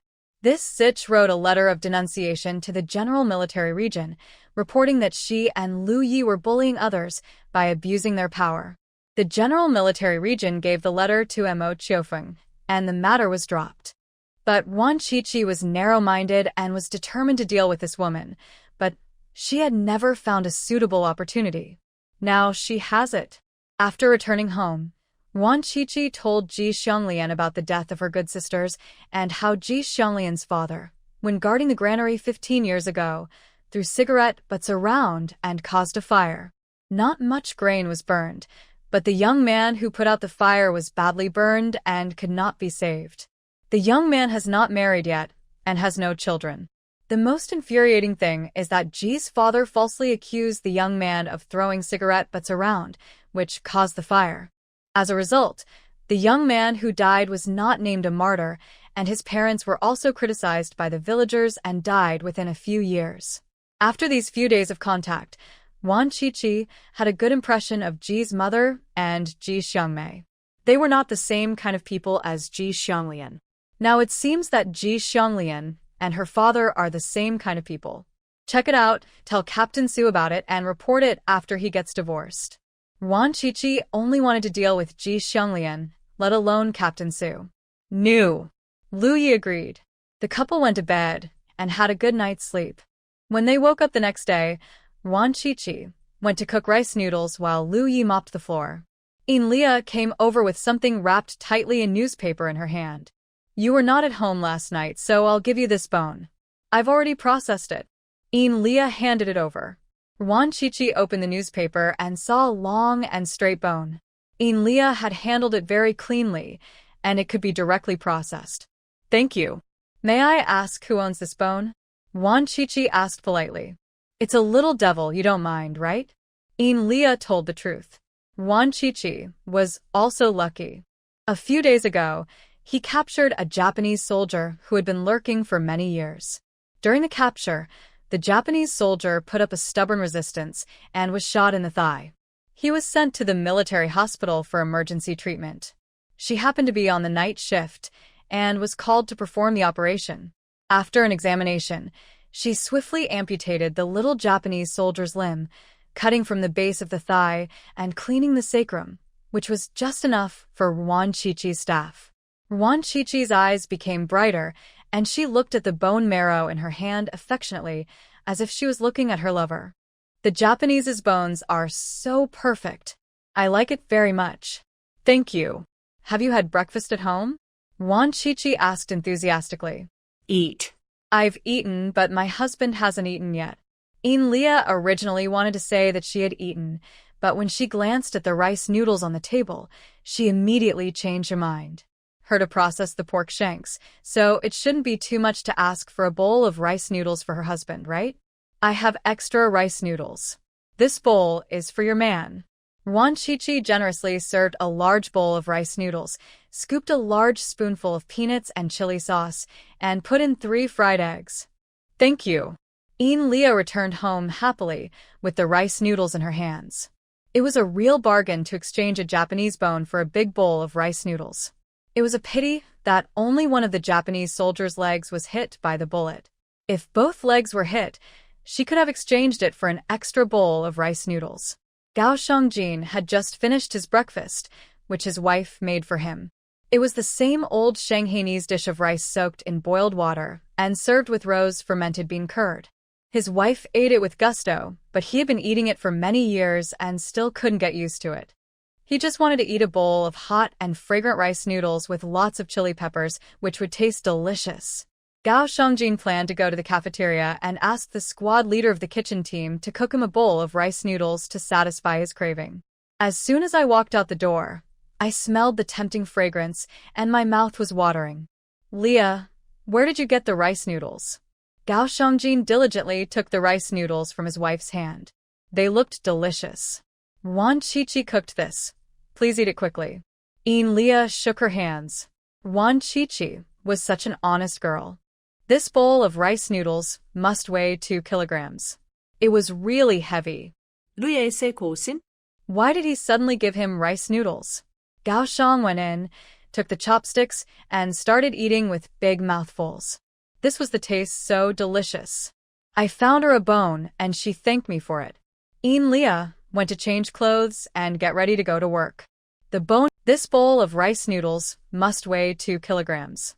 It was really heavy. روی کوسین. Why did he suddenly give him rice noodles? Gao Shang went in, took the chopsticks, and started eating with big mouthfuls. Gao Shongjin burped with satisfaction, sweat breaking out on his forehead. He had a very enjoyable meal. He was about to wash the dishes when his expression suddenly changed. He walked to the next door and asked Leah, who was changing her clothes, Leah, have you washed your hands with the bones? Leah thought about it, her eyes a little guilty, not daring to look at her husband, and whispered, Wash it. Gao Shongjin sighed. No one knows a wife better than her husband. It's obvious from the look of her face that she hasn't washed. Forget it. It won't make you sick if you eat something unclean. Besides, this bone has been cooked and soaked in formalin. It is cleaner than his mouth. Lu Yi also asked the same question. After mopping the floor, Lu Yi saw the beautiful tubercle, which was tied with a pink hairband by Wan Qiqi and hung on the wall. Wan Qiqi explained the origin of the bones, But when Lu Yi heard that they belonged to the Japanese, he lost interest. However, after he finished eating the rice noodles, he remembered that Chi-Chi seemed not to have washed his hands. This bone has been sterilized at high temperature and soaked in formalin. It is cleaner than your mouth. Is it necessary to wash it? Wan Chi-Chi argued convincingly. Chi-Chi, you are right. It is indeed unnecessary. Lu Yi was quickly convinced, and even felt that he was being too pretentious, so he took the initiative to wash the dishes, and also washed Wan Chi-Chi's clothes by the way. Time flies quickly. April passed, and it was May in a blink of an eye. The ginkgo tree downstairs became more luxuriant and green. The temperature in Tanzhou in May has risen a lot, so you only need to wear a thin coat. Lu Yi went to Ji Xianglian's hometown to investigate in person, found definite evidence, and brought it back to show Captain Su. However, something happened in the Su family, and the atmosphere at home was very heavy. Mother Ji looked at her daughter with disappointment and said sadly, Xianglian, how did you become like this? Xiangmei is your biological sister, and you actually hurt her. How could you do this? Mom, I'm doing this for Xiangmei's own good. Only by marrying the deputy battalion commander can you live a good life. You will know I'm right in the future. Ji Xianglian was upset because her plan failed. While her husband was out and her children were at school, she called the deputy battalion commander and, under the pretext of meeting her sister, put some drugs in the tea, hoping to make the relationship between her sister and the deputy battalion commander a fait accompli, so that her sister would have no choice but to marry the deputy battalion commander. She had inquired and found out that the deputy battalion commander had a family background and had relatives who were cadres in the general military region. Her husband was weak in the army, and if she could have a capable brother-in-law, his career would definitely be smooth in the future, and she would also be able to benefit from it. Ji Xianglian felt that she was not wrong. She was only thinking about her sister's good, but her sister did not appreciate it, and all her efforts were in vain. I don't appreciate your hard work, Mom. Let's go home. Ji Xiangmei was so angry that her face turned pale. If she hadn't been on guard, her innocence would have been ruined today. Fortunately, she was wary of her elder sister and did not drink the cup of tea, nor did she let the deputy battalion commander drink it, thus avoiding disaster. Afterwards, she gave the cup of tea to the dog, and the dog went crazy, which made her very scared. Xianglian, you disappoint me so much. Ji's mother looked at her eldest daughter with great sorrow. She really couldn't understand how her eldest daughter, who was originally gentle and kind, could become such an unscrupulous person. Xiangmei, don't cry anymore. Mom will take you home. Ji's mother wiped the tears of her younger daughter and said that she didn't plan to find a partner in the military area. With her older daughter around, her younger daughter would definitely suffer if she married into the military area. Although life in her hometown was a bit hard, it was peaceful. What happened? Captain Su had just returned from his work when he saw that his mother-in-law and wife looked unhappy. His sister-in-law was wiping her tears, and the atmosphere was very heavy. Nothing. Xiangmei and I had a few words, and she insisted on going home. Ji Xianglian forced a smile and made up an excuse to get away with it. Ji's mother did not expose the truth. Although she was extremely disappointed with her eldest daughter, she still hoped that she could get along well with her son-in-law. Why are you in such a hurry to go back? It's a rare trip, so stay a few more days. Captain Su believed it and politely tried to keep him. I can't live here anymore. There's no one to do the housework. I'm sorry to bother my son-in-law these days. Ji's mother refused.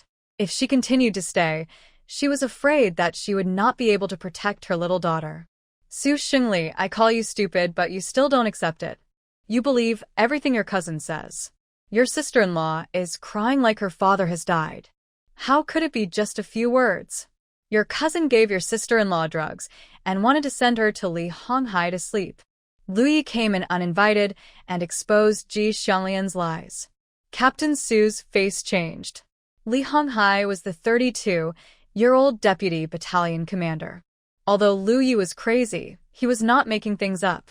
No, he's talking nonsense. Xiangmei is my biological sister. How could I possibly harm her? Ji Xianglian flatly denied it. She was sure that her mother and sister would not expose her. After all, she was the best off in her family, and her family could only hold their heads up high in the village because of her. Mom, is this true?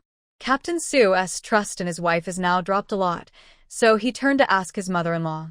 Ji's mother hesitated for a few seconds, but still denied it. No. No, it was just a quarrel between sisters. There was a flash of disappointment in Ji Xiangmei's eyes, and when she saw Ji Xianglian's smug look, she felt even more hatred in her heart. Brother-in-law, he's right. My eldest sister wanted to harm me. She wanted me to marry Li Honghai, saying that Li Honghai's family had a good background, and that if I married him, I would have a better future in the army. I didn't want to be a stepmother, so I refused. My eldest sister drugged me and tried to destroy my innocence. Fortunately, God opened his eyes, and I didn't drink that tea. Ji Xiangmei said it all that she would not be like Ji Xuemei, who did not know how to fight back after being harmed by others. Ji's mother wanted to stop her, but it was too late, and she couldn't help but sigh. Xiangmei, are you crazy? I'm your elder sister, and you're throwing dirty water on me? Ji Xianglian looked at her sister with a warning look. I don't have a vicious elder sister like you. From now on, we will be strangers. Ji Xiangmei also threatened her with her eyes. If she got mad, she would tell everyone about Ji Xuemei's affairs and nobody would be happy. Snap, Captain Su, who was extremely angry, slapped Ji Xianglian in the face. Ji Xianglian's face swelled up instantly and blood came out of the corners of her mouth. Luckily, Xiangmei was alert. Otherwise, how would I survive in the military region in the future? Ji Xianglian, I always thought you were smart and capable, and I didn't need to worry about the family. I was blind. You are dumber than a pig. Captain Su was almost furious. Li Honghai's family did have a background, so he was very glad that Ji Xiangmei was alert and escaped. Otherwise, he would have offended Li Honghai to death. Li Honghai is a proud person. If he really drank the medicinal tea, he would marry his sister-in-law, but he would also definitely hate him to death. Ji Xianglian, this stupid woman, was so smart and almost ruined his future. Son-in-law, let's talk it over nicely. Xianglian did this stupid thing out of concern for you. Calm down. Ji's mother quickly spoke nice words and pleaded for her daughter. Mom, you and Xiangmei should take the children back to the house to rest. Captain Su had a cold face and looked scary. Ji's mother didn't dare to persuade her anymore, so she took Ji Xiangmei and the two children to the next room. After closing the door, she slapped her little daughter. Are you satisfied now? You didn't suffer any loss. Just keep it a secret. If you insist on exposing it, what good will it do to you if your elder sister gets divorced? Ji's mother was almost furious. Her eldest daughter had married well, and her family status in the village was higher. Even the team leader had to be polite when he saw her. Her son-in-law was so angry that she was really worried that something might happen. But she comforted herself by thinking that her eldest daughter and son-in-law had two children, so nothing should happen, right? If she doesn't divorce me, I won't be in any good situation. Ji Xiangmei threw herself on the bed and cried, feeling very aggrieved. Captain Su next door wanted to teach his wife a lesson, but Lu Yi was there, so it was inconvenient for him. Deputy Captain Lu, why don't you go home? Captain Su spoke very directly. After all, if his words were too euphemistic, this crazy man would not understand. I have something to talk to you about. Come with me. Lu Yi glanced at Ji Xianglian, stretched out his hand, pulled Captain Su and walked out. Let go if you have anything to say, just say it here. Why are you arguing? Captain Su shook him off and glared at him unhappily. You can't let your guests hear this. Let's go. You'll have to kowtow to me and thank me in a moment. Lu Yi grabbed him again and dragged him downstairs. Ji Xianglian's heart sank to the bottom. The look that Lu Yi just gave her made her feel cold down her spine. What evil thing was this jerk going to do next? She thought back to what she had done over the years and felt a little relieved. Apart from the fact that she was a little impulsive regarding Xiangmei, there should be nothing else wrong. Only she and Xiangmei knew about Ji Xuemei's matter, and Lu Yi definitely wouldn't be able to find out. Her husband is angry now. She will definitely be able to coax him into okay shape for the sake of the two children. Downstairs, Lu Yi dragged Captain Su to the streetlight and gave him the evidence. Take a good look at what your cousin is. The evidence was a letter of denunciation. The letter paper had turned yellow, indicating that it was very old, and it was unsigned. However, Captain Su recognized the handwriting at a glance. It was Ji Xianglian's. The letter reported a person named Ji Xuemei. The name sounded familiar to him, but he couldn't remember it for a moment. Does this name sound familiar? She is your cousin's good sister, but she is better than your cousin. Back then, your parents wanted to marry her as their daughter-in-law. Ji Xuemei told Ji Xianglian about this, and your cousin wrote this letter of denunciation. Ji Xuemei was arrested and taken to a farm. Within half a year, she jumped into the river and committed suicide. Ji Xianglian successfully married you and lived a good life. Lu Yi spoke in a mocking tone. Although Captain Su was innocent, he was also somewhat responsible for Ji Xuemei's death. This means that even though you did not kill Bo Ren died because of you. Captain Su's face gradually turned pale. He remembered that his parents had indeed mentioned Ji Xuemei in the past, saying that she was the most beautiful and capable girl in the village and that the young men who proposed to her could line up for 2 miles. His parents had talked to Ji Xuemei's parents and were just waiting for him to come home to meet her and hold a wedding if they were attracted to each other.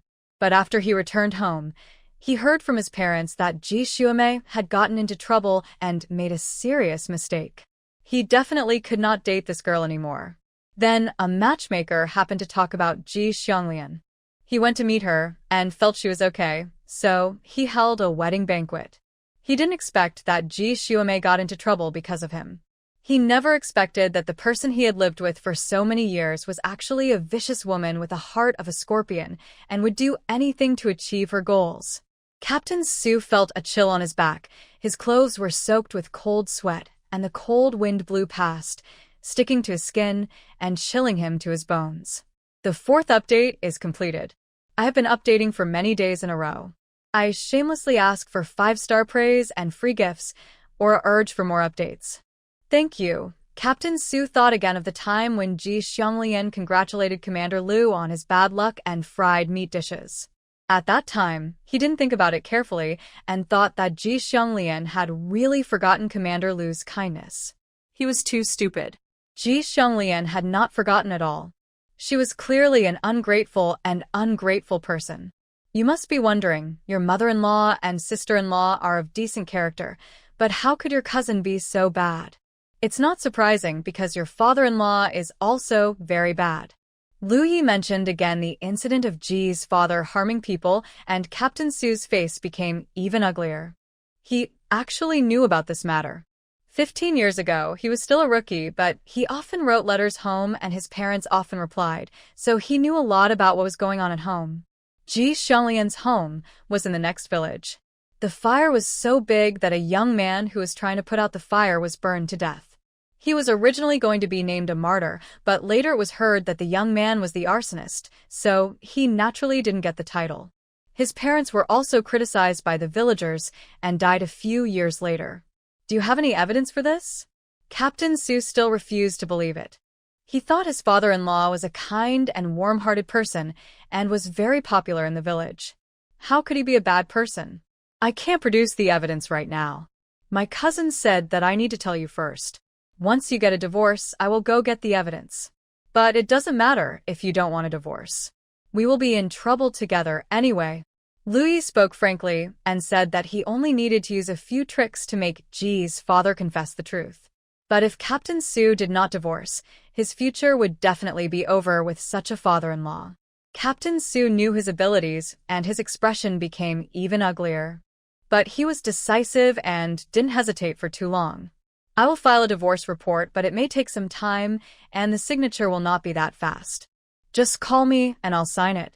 Lu Yi gave him a reassurance that he just needed to tell Mo Qiufeng when the time came. Okay, give me 3 days. Captain Su smiled bitterly. He felt bad. After all, they had lived together for so many years and had 2 children. You won't be reluctant to let me go, will you? Ji Xianglian loves to write letters of denunciation. She even reported me to the General Military Region for bullying others. Who knows, she might report you one day. You might as well marry a cobra than marrying a woman like this. Lu Yi was extremely sarcastic, and not a single word he said was nice. Captain Su was so scared that he broke out in a cold sweat. He also complained occasionally at home. If Ji Xianglian really reported him, he would be in trouble. You don't have any leverage in your cousin's hands, do you? Seeing his panic-stricken look, Lu Yi asked curiously. Captain Su said nothing, not knowing what to say. Lu Yi suddenly became interested and guessed, "Do you have a lover outside?" "Bullshoot, I'm honest and innocent." Captain Su was so angry that his eyes were glaring. If he could defeat this madman, he would definitely teach him a lesson. Since you are upright and innocent, why are you still feeling guilty? Just tell me. I will definitely not tell anyone else. Lu Yi kept asking and finally found out the answer. He went back and told Chi-Chi. Chi-Chi is not someone else, she is one of us. Captain Su also wanted to find someone to make a decision, so he told them about his complaints. What are you complaining about? Lu Yi became even more curious. Nothing much, just some gossip about other people. Who are you talking about? You're not talking about me, are you? Captain Su turned his head away with a guilty look. He really had said something bad about Lu Yi. I'm sorry I came to help you. I should let you be bitten to death by your venomous wife. Hurry up and file for divorce. I won't care after that. Lu Ye's face darkened, and he turned and left. Captain Su touched his nose and felt a little ashamed. Lu Yetian was a little crazy, but he was still a very righteous person. If this madman had not informed him and directly reported Ji Xianglian, he would have been in trouble too. He had to appreciate this favor and not speak ill of this madman anymore. When thinking of Ji Xuemei's tragic death, although he had never met her, her parents had mentioned her many times that she was a beautiful and capable girl. In the final analysis, it was he who harmed this girl. Captain Su's face turned cold, and he made up his mind that the marriage must be divorced as soon as possible, but he had to send his mother-in-law and sister-in-law back first, who stayed at home, felt very uneasy. She felt that time was passing very slowly. Her husband had only been out for half an hour, but it seemed like the time passed very slowly, and every second felt like a year. Sitting there doing nothing made her even more anxious. Ji Xianglian took the shoe sole to sew, but she was so distracted that she pricked her finger after only a few stitches. Hiss! Ji Xianglian took a breath and raised her hand.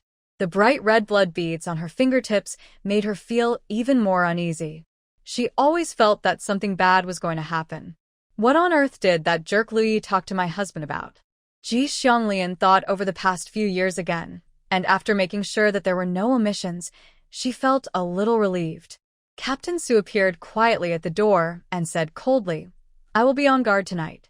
He could no longer lie in the same bed with this vicious woman. Soldiers hated to expose their backs to the enemy.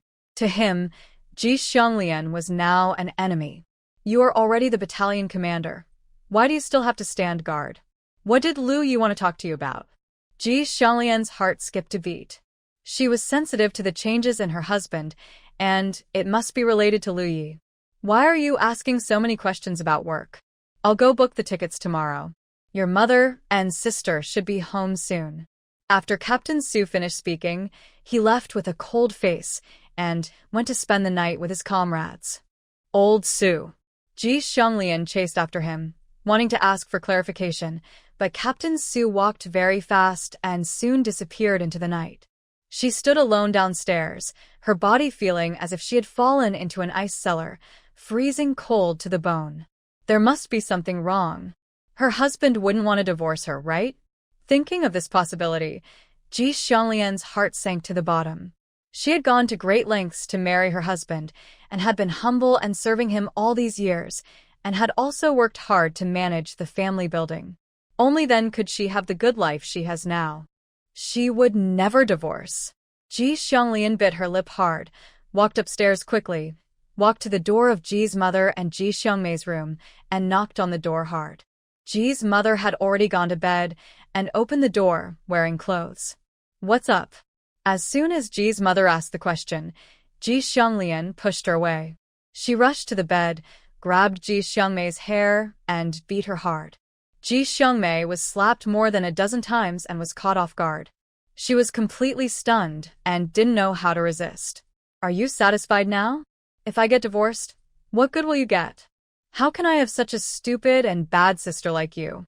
Get out of here tomorrow and don't come here again. Ji Xianglian thought that her husband was angry and wanted to divorce because of the drugging incident. She hated Ji Xiangmei and regretted taking her sister to see her. Ji's mother was so anxious that she cried and blamed her youngest daughter. Ji Xiangmei's face was swollen and she cried while covering her face. Ji Xianglian had a gloomy face and said in a cold voice, "Mom, Lao Su said that you should go home tomorrow. He will go to book the tickets. Don't come here anymore." Ji's mother kept sighing and crying. That night, both Ji's mother and daughter stayed awake all night. Captain Su acted quickly. He borrowed a car early in the morning and drove Ji's mother and Ji Xiangmei to the train station. He had used his connections to book the tickets the night before. On the way, Ji's mother wanted to say something to persuade them, but Captain Su did not give her a chance to speak. He had a cold face all the way. Ji's mother was frightened by his aura and dared not speak.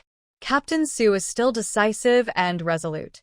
After sending Ji Xiangmei and her daughter away, he came back and filed for divorce, citing their different revolutionary ideas as the reason. Writing the report, he went home and told Ji Xianglian to pack up and leave. Why?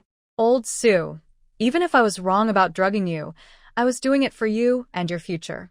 Are you so cruel?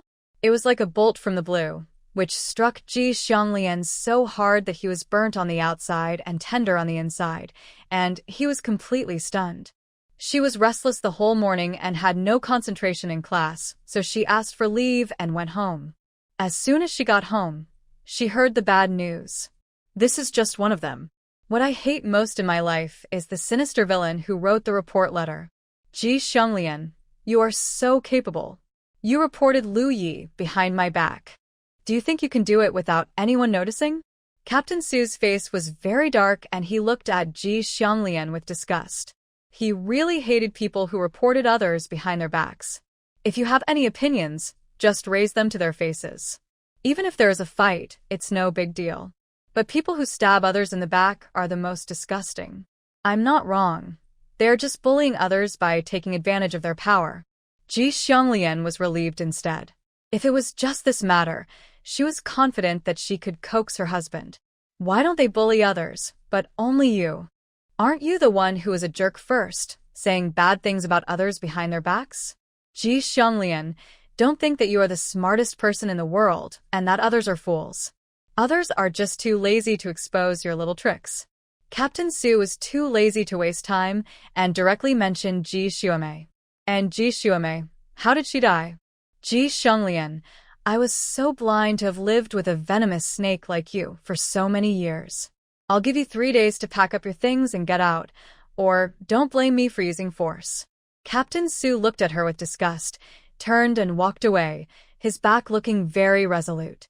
Ji Xianglian's face was as pale as a silver. Her lips had lost all color, and she stood there in a daze. Who on earth had leaked the information? Xiangmei?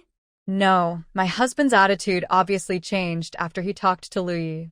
Could it be that Ji Xiangmei told Lu Yi? Must be the case.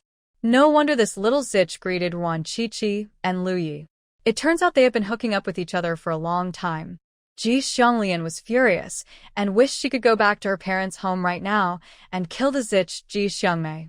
Captain Su's divorce report soon arrived on Mo Qiufeng's desk. It was delivered by Lu Yi personally. Mo Qiufeng was so busy with 2 jobs that he simply moved to the office and never went home. He would be alone when he returned anyway, so he might as well live in the office. Sign it. Lu Yi placed Captain Su's divorce report directly in front of Mo Qiufeng. Who's getting divorced? Why did Su Xingli want to get divorced? When did you and him get along so well? Mo Qiufeng remembered that a while ago, Su Xingli came to complain about Lu Yi, saying that the couple were bullying others by taking advantage of their power. It has only been a few days, and their relationship has become so good that he helped them file for divorce? Su Xingli and I have internal conflicts. They are all minor issues. Now I have to help him to face the outside world with unity. I have to help him get a divorce. Otherwise, our military region will lose a fierce general, and I will also lose a comrade in arms who has shared life and death with me. Uncle Mo, please sign quickly. Lui spoke seriously. Speak slowly. What do you mean by united against the outside world? How did Su Xingli's guest become an enemy? Mo Qiufeng burst out laughing when he heard this. This kid was really lying with his eyes open. He learned all this nonsense from Wan Qiqi. His cousin is a bad guy among the people, extremely bad. Her cousin's father is also a bad guy. If this marriage is not divorced, Su Xingli will be implicated and suffer misfortune. Lui told all the bad things that Ji Xianglian and her daughter had done. Montag Qiufeng frowned. He also hated this kind of sinister villain, but he was more interested in how Lu Yi knew the news from more than 10 years ago. As far as he knew, although Lu Yi was very good at gathering information, he could only gather the most recent information. This kind of old information, which was more than 10 years old, was definitely not gathered by Lu Yi. So, it must be Wan Qiqi. This girl is more capable than he thought. Xiao Yi, this information was obtained by Qiqi, right? Mo Qiufeng asked directly. It has nothing to do with you, just sign it. Lu Yi became impatient and flipped over the table, grabbed Mo Qiufeng's hand, stuffed a pen into his hand, and forced him to sign. Go down. You are as strong as an ox, you broke my arm. Mo Qiufeng didn't know whether to laugh or cry. He pushed the person away and signed the divorce report. You are too weak, not as strong as my old man. My old man can carry 200 kilograms of soil on the farm and walk very fast. Lu Yi received the divorce report and made a joke. I'm definitely not as good as your father. Xiaoya, have you visited your mother? Mo Qiufeng knew his temper and was not angry. Instead, he was very happy that he was cheerful now. It turned out that being with Wan Qiqi was the right thing to do. This girl was Lu Ye's best medicine. What the heck? Did Mo Jinsong and Mo Tsongrong go to see it? Lu Ye's face darkened, and after making a sarcastic remark, he strode away. Mo Qiufeng sighed lightly, feeling a pain in his temples. Looking at the mountain of documents on the table, he couldn't help cursing in his heart. That jerk Lu Disheng went to the cadre school to have fun, leaving all the work to him. Darn it. We have to find a way to get this jerk back to work. He originally refused to go to the capital and stayed in Tanzhou just to live a more relaxed and carefree life. He lived in fear and trepidation in the first half of his life, but in the second half of his life, he just wants to be a free and easy person. Mo Qiufeng looked at the calendar and couldn't help but frown. Lu Disheng had been in the cadre school for less than a month, but he had to work for at least a full month. Time was passing too slowly. Lu Yi handed the signed divorce report to Captain Su. Hurry up, I have to go to your cousin's hometown. I can't wait for you. No. Captain Su was startled and understood what he meant. With Lu Ye's methods, Ji Xianglian's father would definitely not be able to withstand it. It takes more than 10 hours to drive from Tanzhou to his hometown, so he must get a divorce within one day. Lu Yi called Director Mu, then called Wan Qiqi at the winery to tell them what was going on, and then drove off. He didn't need to get involved in such a small matter, but who could blame Ji Xianglian for being so disgusting that she actually reported him and Qiqi? Let this woman see how powerful he is. Wan Qiqi finished a relaxing day at work and went home happily. Lu Yi went out to do some business, and she was alone at night. She planned to go to the space to eat snacks and watch TV series, as she was too lazy to cook. Before reaching the family building, Wan Qiqi saw a large group of people from afar. She immediately became alert, thinking that something big was bound to happen. She parked the car on the side of the road and struggled to squeeze in. Wan Qiqi used all her strength, but only moved forward less than 1 meter. Everyone loved watching the show, and no one was willing to move. Wan Qiqi suddenly had an idea and pinched her nose and shouted, "Hey! Who dropped 10 yuan? Mine. I dropped it." More than a dozen people started clamoring, stopped watching the show, and ran over to get their money. Where's the money? Where is it? These people searched for a long time, but didn't see even a penny, let alone $10. Then they realized they had been cheated and started cursing. Wan Chichi had already squeezed in and could not hear anyone cursing. Even if she heard it, she would not care because her mother was not from this time and space. Ji Xianglian, if you have something to say, please talk nicely and don't do anything stupid, Wang Shuhua advised in a gentle voice. The family building is 4 stories high, and there is a balcony on the roof. Ji Xianglian was holding her youngest son and standing on the roof, looking like she was about to jump off the building. Su Xingli, you are such a heartless person. How have I, Ji Xianglian, ever let you down? If you listen to others' instigation and divorce me, I will die here with my son today. I tell you, I will never divorce you even if I die.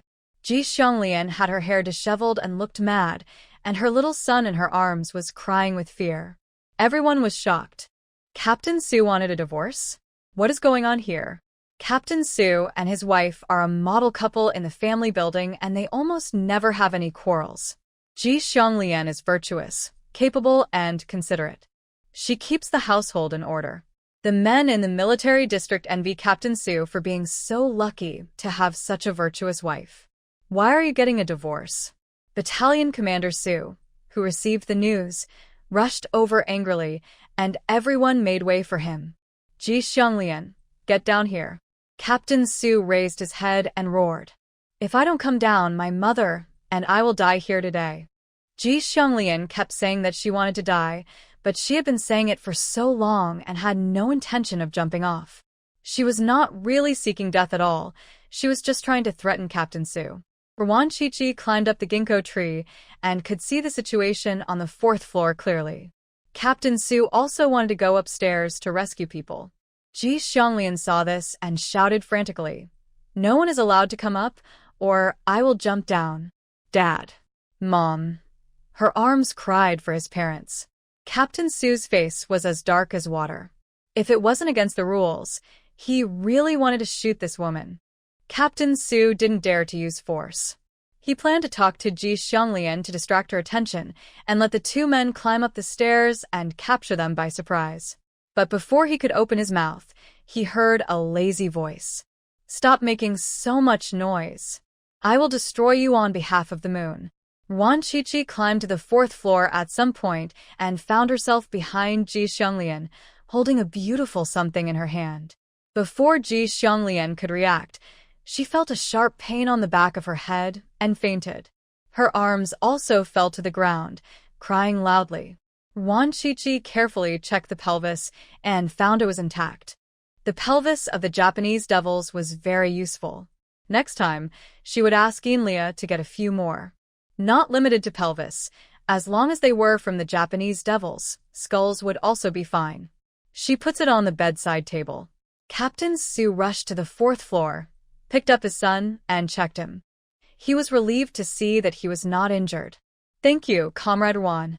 Captain Su thanked her gratefully and took a curious look at what Wan Chichi was holding.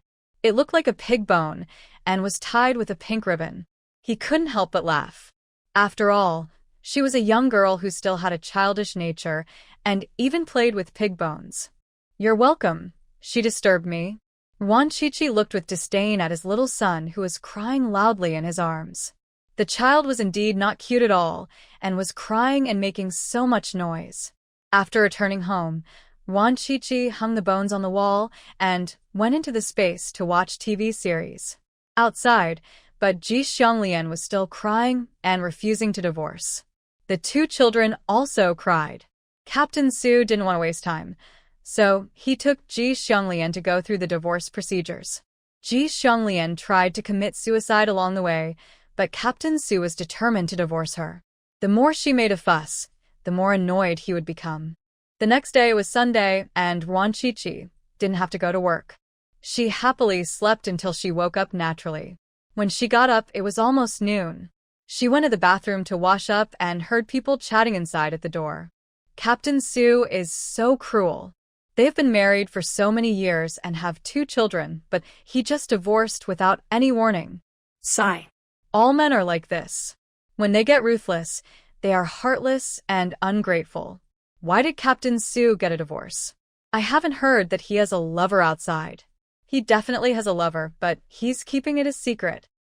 The women's tones showed sympathy for Ji Xianglian and even a sense of grief for the victim, as they were worried that their men would also follow Captain Su's example. As soon as Ruan Qiqi entered, they stopped and the bathroom became very quiet, with only the sound of water. After washing up, Ruan Qiqi did not leave, but enthusiastically answered their questions. Ji Xianglian loved to write letters of denunciation. Before getting married, she wrote a letter of denunciation and killed Captain Su's first love. The girl was very pretty and was Ji Xianglian's cousin. She killed him with just one letter of denunciation. Poor Captain Su, he was deceived for so many years and only found out the truth recently. What a sin! Ruan Qiqi sighed and shook his head, and what he said was half true and half false, with some artistic processing. Oh my God, that's what happened. Ji Xianglian is so cruel. I can't believe Ji Xianglian is such a mean person. How horrible. No wonder Captain Su insisted on getting a divorce. Anyone would get a divorce. The women suddenly realized what was going on, and their attitudes changed immediately.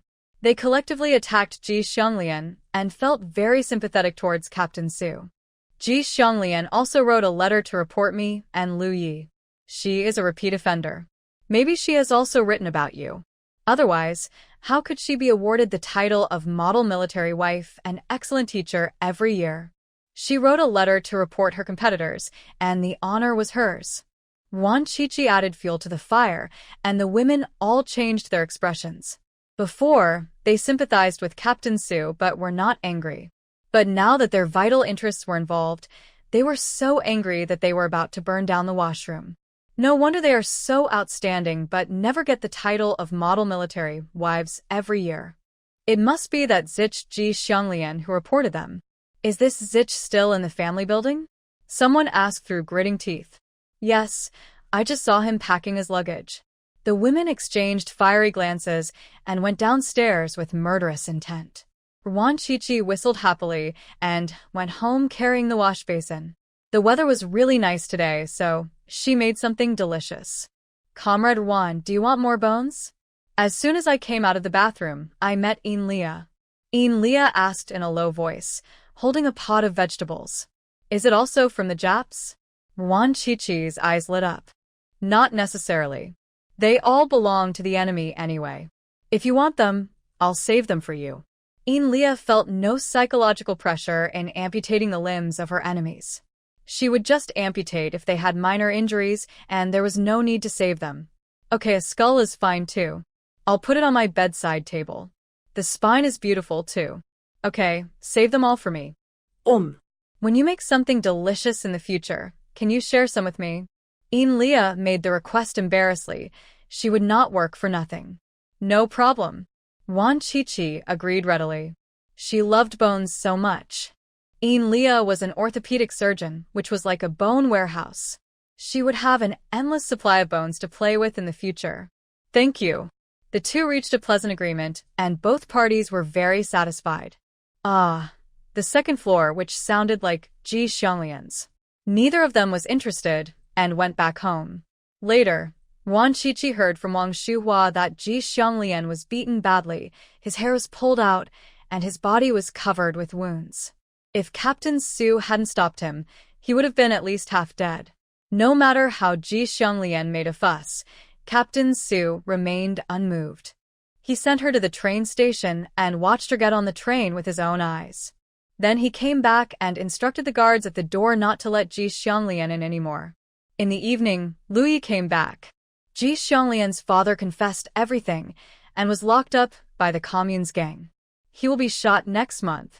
Even if he was not shot, the villagers would not forgive him. What about the young man who was burned to death? Although his parents were dead, he still had brothers and clansmen, and they would definitely not let Ji's father go. Ji Xuemei's parents have already learned the truth about their daughter's tragic death. Ji Xianglian will not have a good life after returning to her hometown. After getting rid of that disgusting Ji Xianglian, the air in the family building felt a lot fresher. After the Sunday break, it was time to go back to work. I had cake in the morning. Ruan Chi was in a good mood yesterday and made a lot of cake, but didn't finish it. Lu Yi likes sweets, so he bought all the remaining cakes. After breakfast, they went to their respective shifts. Ruan Chi rode his bike slowly to the winery. On the way, he bought some lotus leaf rice and ate it in the office later. The winery requires clocking in at 8 a.m. and Ruan Chi clocked in at 7 hours 59 minutes and 59 seconds at the factory gate. After clocking in, she was no longer in a hurry. She leisurely went to park her car and walked leisurely to the office building carrying her bag. There are a lot of people on the road, everyone is walking slowly, some people stop to chat, and everyone has a lazy vibe, as if they're just trying to get by. There were also some middle-aged women carrying vegetable baskets, holding the basket in one hand and holding their children in the other, preparing to return to their family buildings. A pointed stone flew towards Ruan Chi face. If it hit her, it would definitely make a hole. Ruan Chi dodged nimbly. Snap! The stone fell to the ground, and she picked it up. The stone had an acute angle and was particularly sharp. It was obviously a carefully selected stone intended to murder her. Ruan Chi turned her head and immediately locked her eyes on the grandparents and grandchildren. A middle-aged woman in her 50s, holding a boy of 3 or 4 years old, looked very flustered when he met her eyes and was about to leave with her grandson. Your grandson? He looks so cute. Ruan Chi walked over and didn't curse at anyone. Instead, she praised the child. The aunt breathed a sigh of relief, thinking that she didn't know that the stone was thrown by her grandson. It's my grandson. We're going home. Oh, your grandson is wearing open-crotch pants. Ruan Chi screamed in surprise. The little boy was a little shy and reached out to block it, but soon he was suspended in the air and his collar was lifted up from behind. What are you going to do? The aunt was startled and rushed over to save her grandson. I've never seen crotchless pants before. Take a look. Ruan Chi picked up the boy with one hand and held it in front of her. She stared at him for a few seconds with a serious expression, as if she was really studying something. Everyone around was dumbfounded. They had never seen such a bold and crazy woman. Although the child was young, he was also a bird. This was too bold. Children, don't throw stones randomly, otherwise they will bounce and fly away the little bird. Ruan Chi expression was very serious, and everyone was confused. What kind of bird was he shooting away? The little boy also looked confused. His big eyes were clear, and he didn't understand at all. Then, everyone saw Ruan Chi raised her orchid finger and flicked it several times. Her movements were quick and efficient without any delay. Wow! The little boy was stunned for a few seconds and then burst into tears. It hurt so much. Woohoo! He will never throw stones randomly again. Will you still throw stones in the future? Ruan Chi smiled slightly, revealing 8 teeth. I won't throw it away. Grandma told me to. Woo-woo. The little boy shook his head vigorously, his face turning pale with fear. Sister likes good children who tell the truth, so I'll give you a candy as a reward. Ruan Chi took out a candy like a magic trick, stuffed it into the little boy's pocket, and put him down. The little boy's face, but he was grinning. He couldn't wait to tear off the candy wrapper and stuff the candy into his mouth. All his sadness and discomfort were healed by the candy. He even hoped that Ruan Chi would play a few more times, and he was willing to do so. Snap! There was a crisp slapping sound, and the aunt's angry roar. The slap marks on her face were deafening. Do you want to go to the farm with your man? After slapping her, Ruan Chi gave a cold warning. Although she had never seen this old lady, she could guess that the people who hated her the most in the winery were Chi Huaimin's family members. The aunt's expression changed, and her momentum suddenly weakened. Ruan Chi snorted, turned, and left. Her great achievement in shooting the bird spread throughout the winery in less than half a day. The 3 heads of the publicity department looked at her with indescribable expressions and became even more wary of her. This Ruan Chi is not only crazy, but also shameless and has a strong background. He is really a copper pea that cannot be broken or cooked. Master Xian, why didn't you turn on the water? Ruan Chi did when she entered the office was to make tea and have a pleasant morning tea. But now she doesn't boil the water herself. She asks Master Xian to do it. Who made Master Xian follow Qi Huaimin and He Huiling before and pour boiled water for them. Forget it, hit it yourself. Xian, as the son of the deputy secretary, is certainly not an easygoing person. He has been boiling water for Wan Qiqi for 2 days, which is already his limit. Okay. Wan Qiqi was easy to talk to. She was carrying a thermos and was about to get some water. When she passed by Master Xian, she casually asked, Master Xian, your guest knows the photo in your wallet. Is it your boyfriend? Xian's face changed drastically, and he subconsciously reached into his trouser pocket for his wallet. The section chief and the deputy section chief pricked up their ears and didn't even bother to read the newspaper. This is a big fresh piece of news. I didn't expect that Master Xian and his wife are so loving and they even have a lover outside. With delicate eyebrows, beautiful eyes, red lips, and white teeth, he really has the appearance of Panan. Wan Qiqi leaned close to his ear and whispered some nasty words in a low voice. Xian's face became paler and paler, and his body was shaking. How did this crazy girl know that? If his parents and wife knew about this, he would definitely be dead. I'll go get some water. Shower Wan, you take a rest. Xian stood up decisively and snatched the thermos from Wan Qiqi's hand. Thank you, Master Xian. I knew you were kind-hearted. I just said something nonsense. Please don't take it to heart. Wan Qiqi smiled sweetly, sat down contentedly, and gave Master Xian a reassurance. As long as you listen to me, I won't say anything.